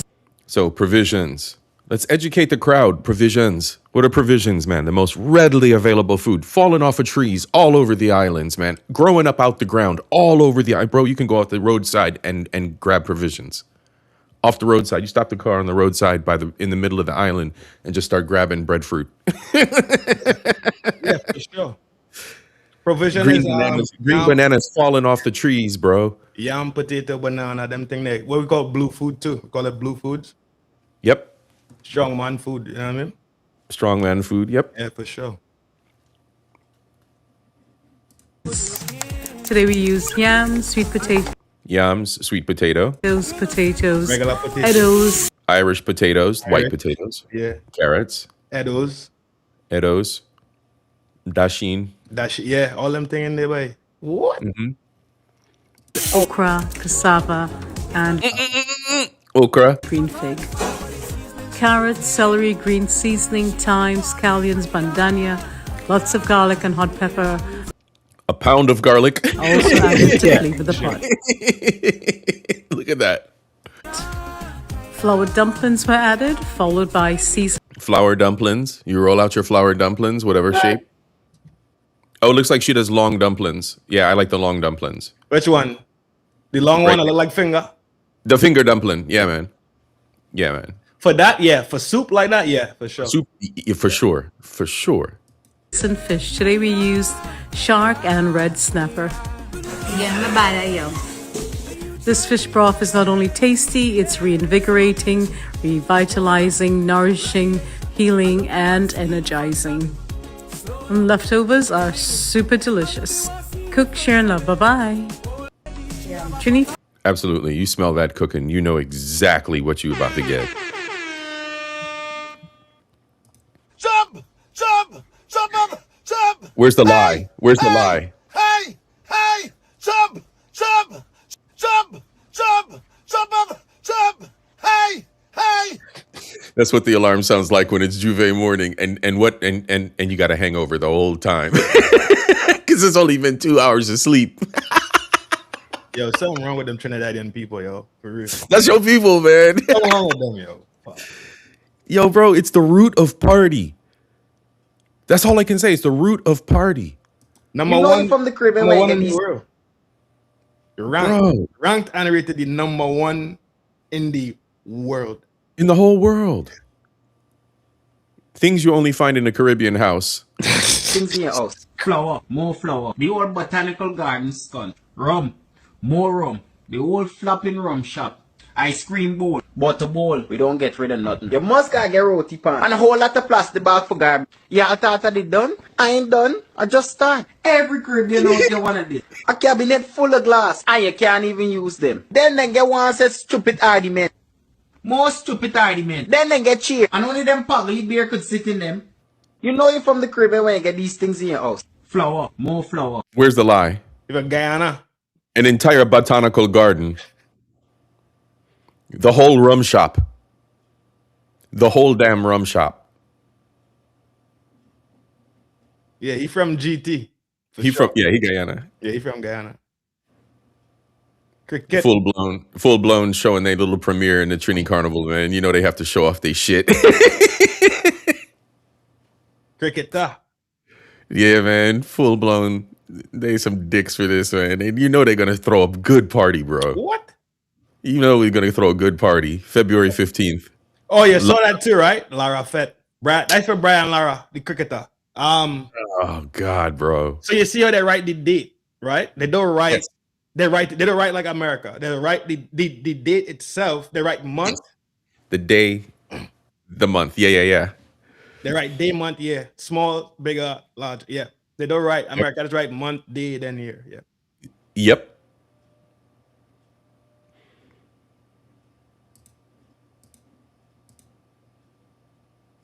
All right, man. What is going on in Trinidad? What is going on in Trinidad? Madness as usual. And it don't stop. It's just after one. So sometimes you think, oh, I'm going to go check out the baddies here, there, blah, blah, blah, blah, blah. And there's just no baddies. You go there and it's the complete opposite. Is that what I'm seeing? There's no basic women. What is happening in Trinidad? What is happening, bro? Where the Cowboys at? We got one for you too, gentlemen. Where the Cowboys at? I think she's shitting on a certain yeah. A certain beehive queen bee. Yeah. You can see it from the front. The way she looking in that hat, bro. You can see it from the front. The way she looking in that hat, bro. What is happening? Trinidad is just killing the game. And it's just nonstop. So see, gentlemen, you have to remember too, like our boy Blackie was saying, you go from party to party to party to party to party to party to party.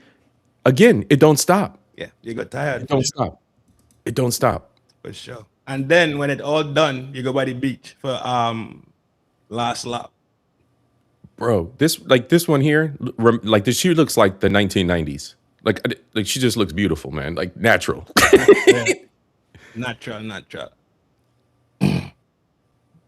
I mean, minus the oiled up part, we can get past that to be decent gentlemen for the moment, but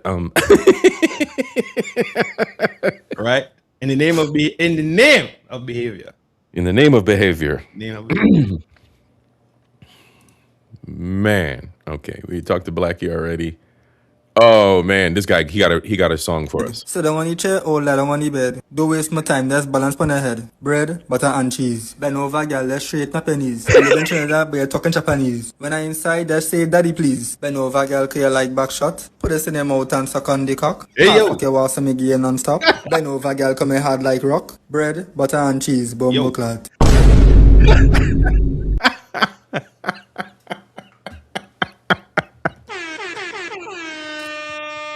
Yo, something wrong with them people, yo. For real. Yeah, it's the simplest things on those damn islands, bro, and it'll be a whole jam. Something wrong with those people, for real. It'll be a whole jam. I guarantee you, by the time Carnival kicks off, it's going to be a road march. bread, butter, and cheese.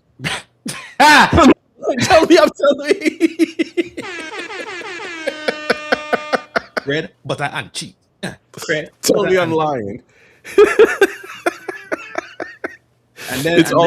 And then somebody will have a bottle just you know it, full on fucking party, yo. Like, look, Jay-Z on the side. yeah.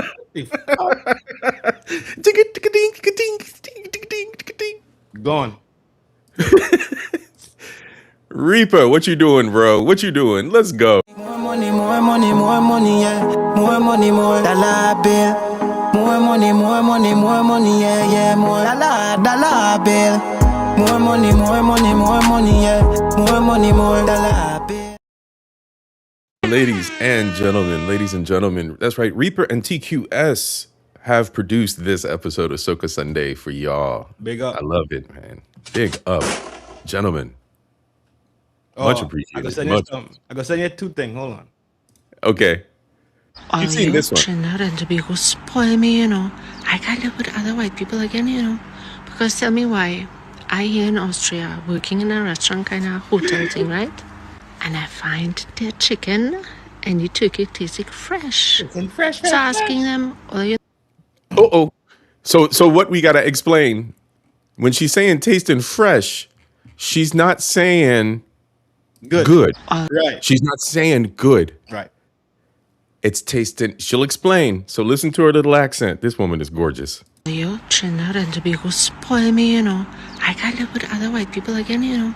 Because tell me why. I here in Austria, working in a restaurant kind of hotel thing, right? And I find their chicken and the turkey tasting fresh. So asking them, well, you know, washing your meat with a little vinegar or lime or a little flour, nah? They watch me, they say, no, you don't have to. I say, yes. Yes. What do you mean you don't have to? All you mad? I say, all your meat tasting fresh. They say, yeah, it's fresh meat from around here. I say, no, it tasting fresh. They ask me to describe the taste. I say, all your chicken tasting like a chicken bamsi smell. That's how. She was very dignified in the way that she explained that, bro. Please, everyone in the audience, please, brine your chicken. Brine the meat. She's not even Trinidadian, you know? She's not. Nah, she just lived there for so long. For real. She just lived there for so long. She like spoiled by the culture and just learned it. Motion in, yeah, for sure. Yep.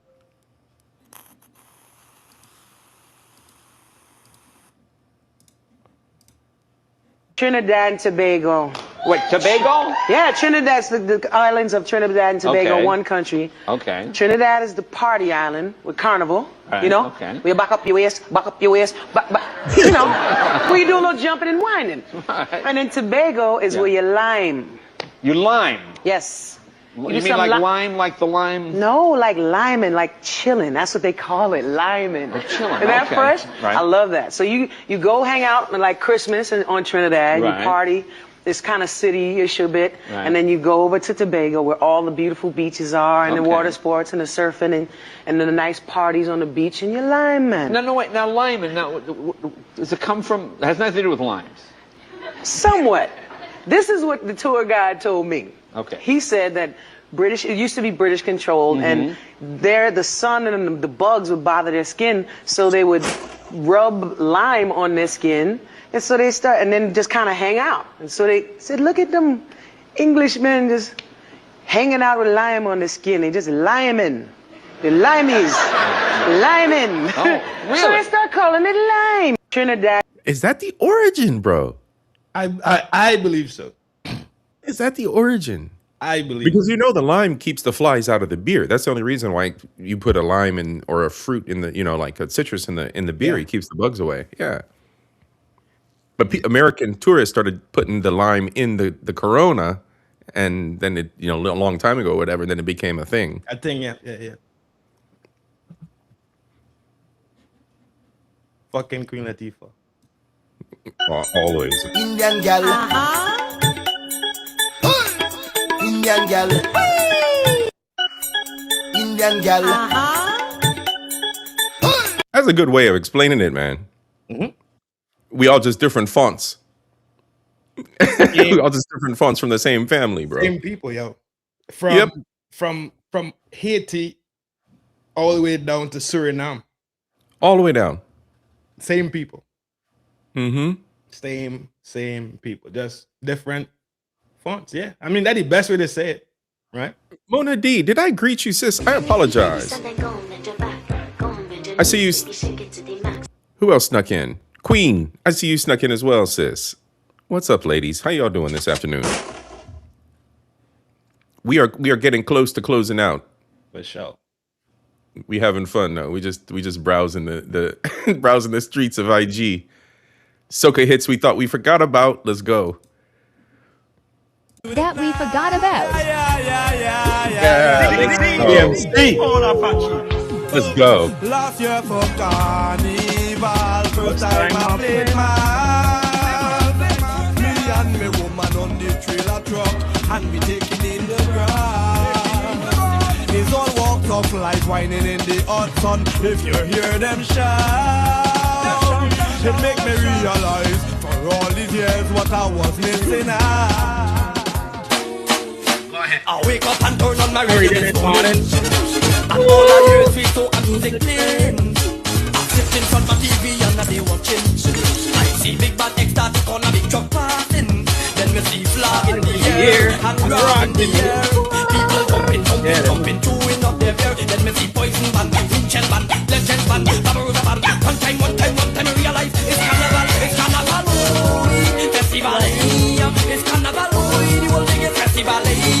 It's carnival, festival, it's carnival, the whole thing is festival.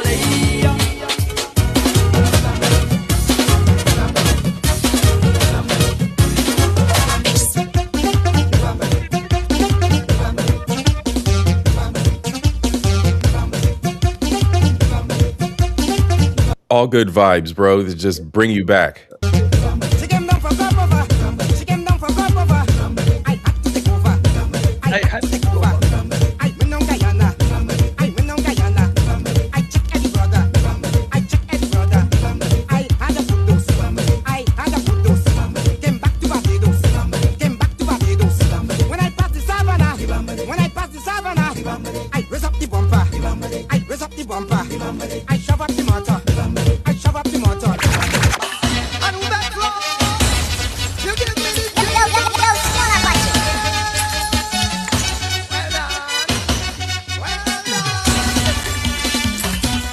Short pants, Chinese laundry.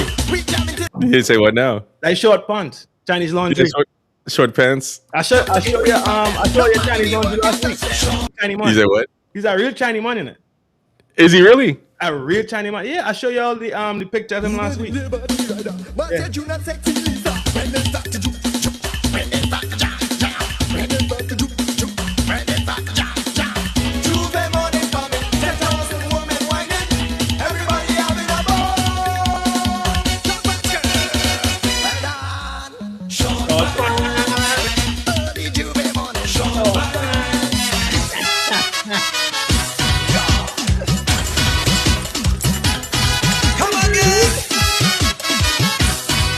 Always about the big belly, man. Big belly season. SOCA hits that we forgot about. Big belly season. It's always about a big belly season. Every SOCA.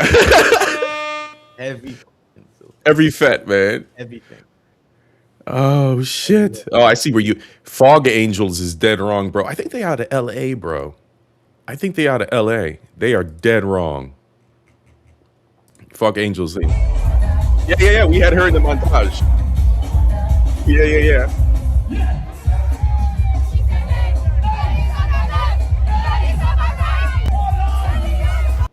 Fog Angels ain't no good, bro. I think they're from LA, bro.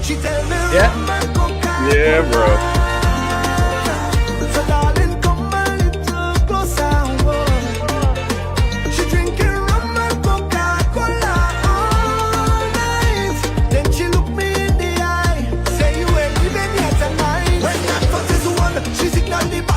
Bring it come, start the trouble down to the ground. This kind of Yeah, man. Yeah, man. Yeah, man. I'm looking all through the party. I hope I find you there. And when I hold on your body, I'm gonna say my name. Like this is respectfully. Don't get in a party. Me and my baby. Proving a diamond. Proving. And it just nonstop, bro. Just every shape, size, everything, bro. It just don't stop. Raman Ramaje. It don't stop. For days. Not a day.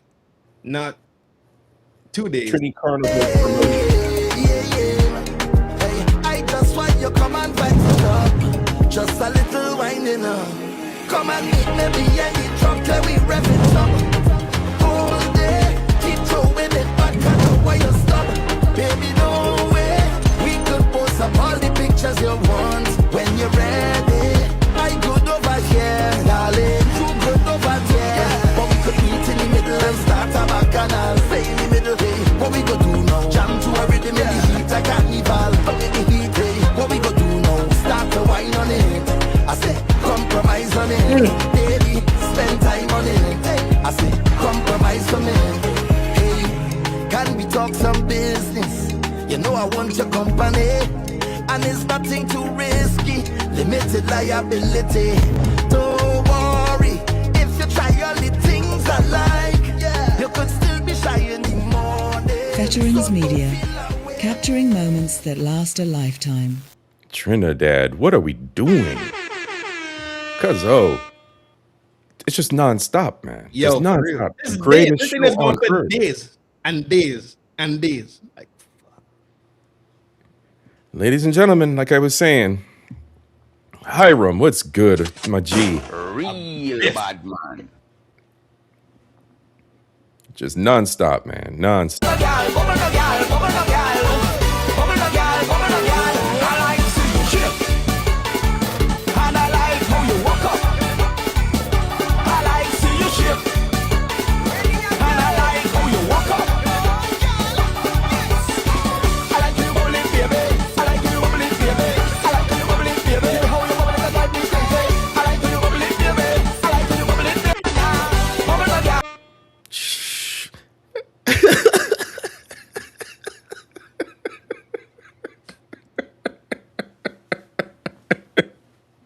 what you want me to say, yo?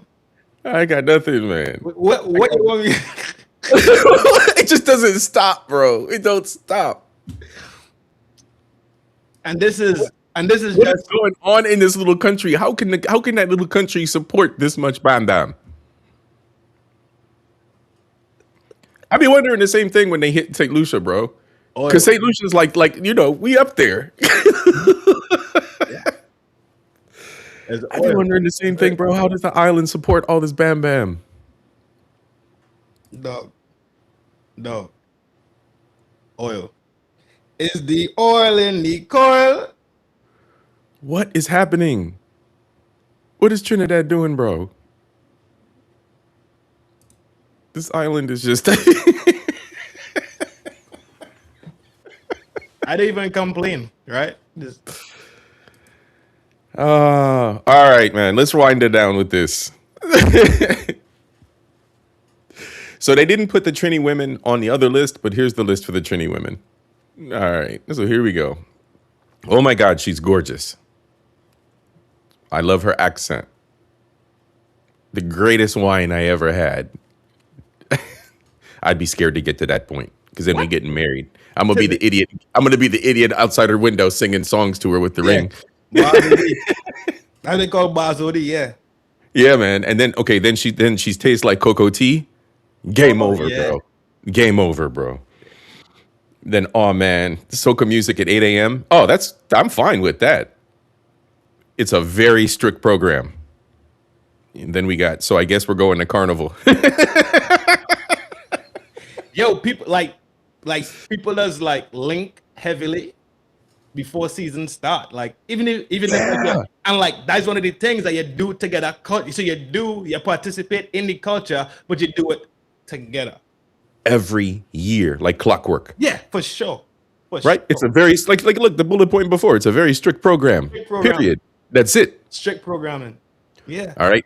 Now, by the time you get to Carnival and you see her free up for the first time, then we hit the next one. Okay, she a tad bit crazy. Then you know, then you know you're dealing with for sure. Yeah. Right? Yeah. Right? And then you get the rum and ramage into her, and then help me, I'm scared. Let's go.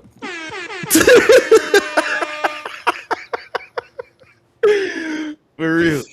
That's it, man. But I think that's kind of universal, man. Across the islands, bro. Yeah. Across the islands, you got to be careful, man. You get them partying, and it's game over. Oh yeah. You trapped for life. You trapped for life. Yo. By the time she cooking you cocoa tea, you trapped for life. Trust. For real. I think it's this. The ones for real. Yeah. Bijan. Yeah. Trini. Yeah. Lucian. Yeah. Yardi. Yeah. Yep. DR. Yep. Yeah. Fuck.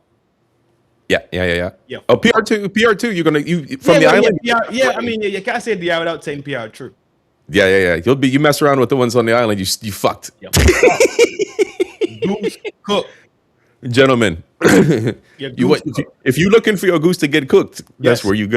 Yes. If you're looking for your goose to get cooked, pick your fucking poison. True. pick your poison. Pick your poison. Cuzzo. Yeah, cuzzo. Cuzzo.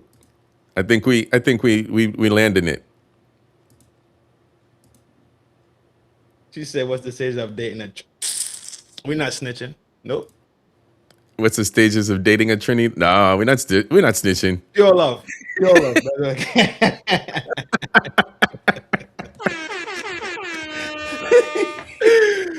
love. We're not giving away no secrets. None. Zero. Princess was in here earlier, Aaron. Yeah, Princess stopped by earlier. All right, cuzzo. Yeah, I'm good, yo. We Good still show. Amazing. We still doing these things, man. We're gonna do another one in the future. We staying in the Caribbean. We stay sharing this knowledge, man. For sure. Tourist ambassadors, right? Of the underground. Hell yeah, man. Right? Hell yeah, man. Lucian and Trini. For life.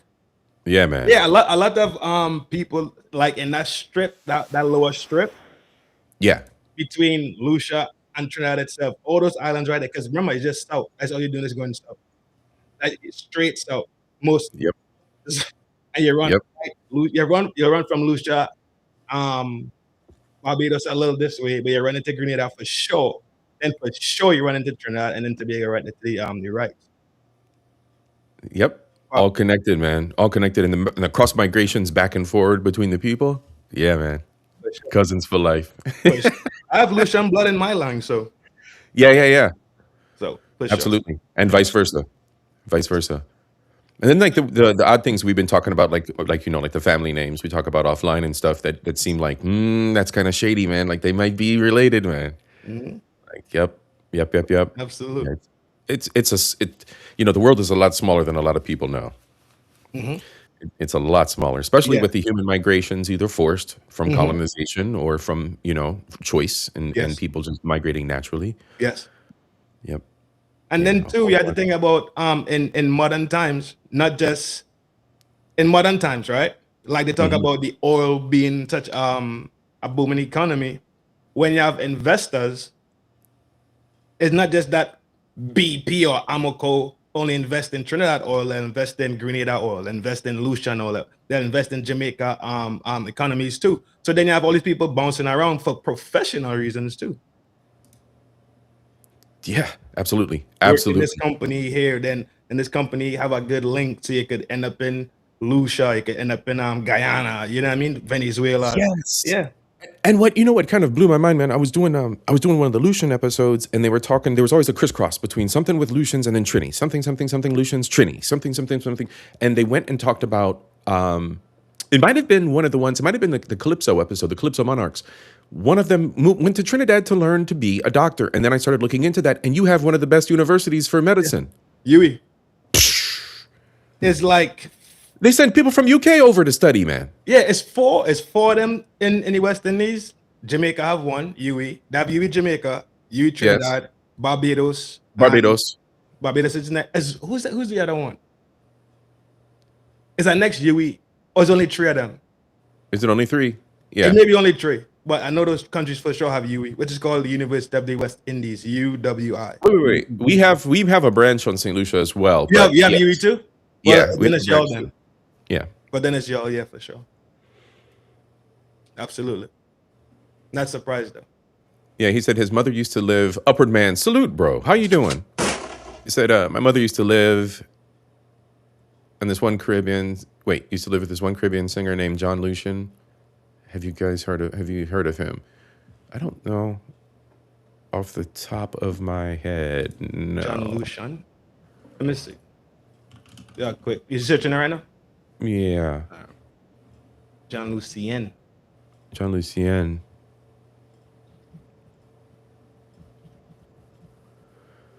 He's from VI. VI? Yeah, he's from VI. He's from Tortola. Oh, he's from Tortola is no. US. BVI. Is it British? Tortola? Yeah. Okay. Yeah. And jazz. He was a jazz guy. Oh, okay. Oh, the one thing I didn't do, Chels, you're gonna enjoy. Let me see. All right. Well, we're not going to cover it here this show, but Chels, you would definitely enjoy. I'll drop it in Discord. You'll definitely enjoy what's going down at the Jazz Fest St. Lucia this year. All country music, and I think 1 or 2 classic reggae folks are going to show up as well. They announced at the end of the lineup. But what's today? The 25th. 3 days ago, St. Lucia did their press release, their like big press rollout of what's going to happen during the Jazz Fest that your boy C.I.P. is not going to be making this year. But for this year's Jazz Fest, it's going to be a lot of country western music. So what month? They're important a bunch of stateside folks for that. What month? May. May, all right. Yeah, all country music at the Jazz Fest. Yeah, man, blew my mind. But yeah, all country this year. That'd be kind of tough though.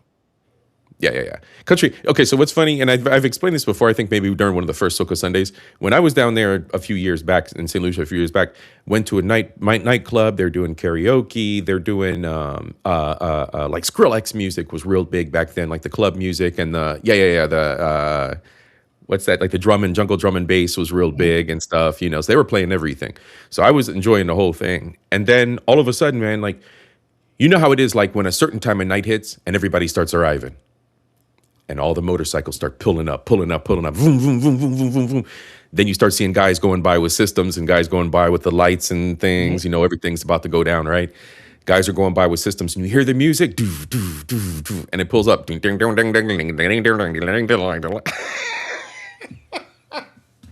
Like, wait a minute, bro.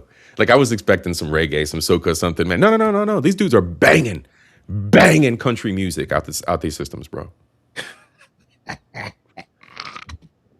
And I'm looking at my cousin's husband, and I'm like, what is happening right now? And he's like, oh, ever since World War II, country music's real big on the islands. You know this. You should know this. I'm like, man, what is happening right now, bro? Yo, that's fucking sick.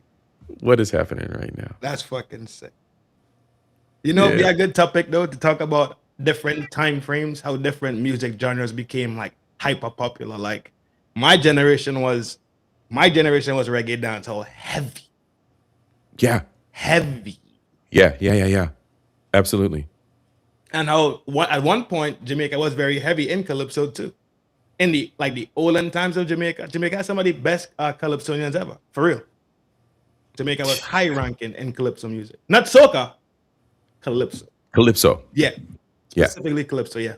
Yeah, the Calypso Monarchs, we could do a whole nother episode on that and extend to the other islands and the actual big competitions where the guys are collabing and battling one another. Before we do close out, we have another blessing from TQS. Let's go. More money, yeah. More money, more dollar bill. More money, yeah. More dollar bill. More money, yeah. More money, more dollar bill. Salute TQS for the overtime. He puts it in for us. Again, bro, thank you so much. Yeah, shout out to Storm. Big salute, bro. Wherever you at. Big salute, bro. Big salute, big salute. And shout out to you, Cuzzo. Thank you so much, man. Thank you so much. Thank you for hosting, G. Hell yeah, man. Hell yeah. Anytime, anytime. Next up, I'm hoping to get Alex, Mature Gamer, back again. Yeah, man. Get him back for the Taino Part 2 because we're going to celebrate Bad Bunny like no other channel on YouTube. Super Bowl Sunday, 3 p.m. You all know where to go. Right here. Right here. We're gonna tear down the whole fucking house. We're gonna have a good time. We're gonna explore festivals, food, culture, history, and of course the music. Your boys already got the playlist together. Come on now. We're gonna have some fun. Yeah, man. Of course you do. Yo, the crazy part behind the scenes talk, right? Give you a quick exclusive look into how this happened. We talked about this early in the week. So I said, all right, Cuzzo, I got the data and the information. I'm gonna just start sending it over to you. He's like, nah, I already got enough. I was like, oh. Let me sit my little ass. Let me sit my $5 ass down, right? Like, he said, keep sending it. Keep sending it. I just put it all in the folder, man. Let's go. So salute to you and your dedication, Cuzzo. Oh yeah, man. Man, one love to the islands, bro. That's what this is, man. That's what this is. Absolutely. 10, I'm glad you enjoyed this show, sis. All right. So final thoughts, cuz. Final thoughts from the heart, from the mind. What do you have to share with everyone, man? Some of the greatest information, right? And knowledge you could get is actually going out and experiencing these cultures for yourself, not necessarily reading them from books, right? So when you do have the opportunity, right, whether it's funds and time and these things align, try it.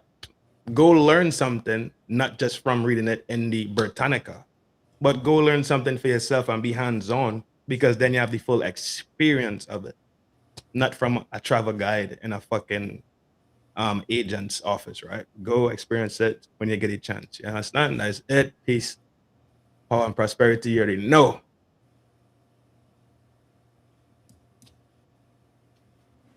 That's right, Cuzzo. I love it, man. I love it. And from my side, y'all, you already know where I'm gonna go. Nothing is true and everything is permitted, in the same vein as what Cuzzo said. Seek knowledge and evolve, everyone, each and every one of you. The world around us, what we see, what we hear is not the absolute reality. What you experience and explore is your own reality. It's subjective to you. What you limit yourself to is your own responsibility. So don't limit yourself. Choose wisely. Get out there and seek more, everybody. Seek more, please. Learn, evolve. Mwah. Peace, peace, peace. Blessings to all. One love to all. Have a great evening, y'all. Cold out, cold exit. We out of here. One love, y'all. One love.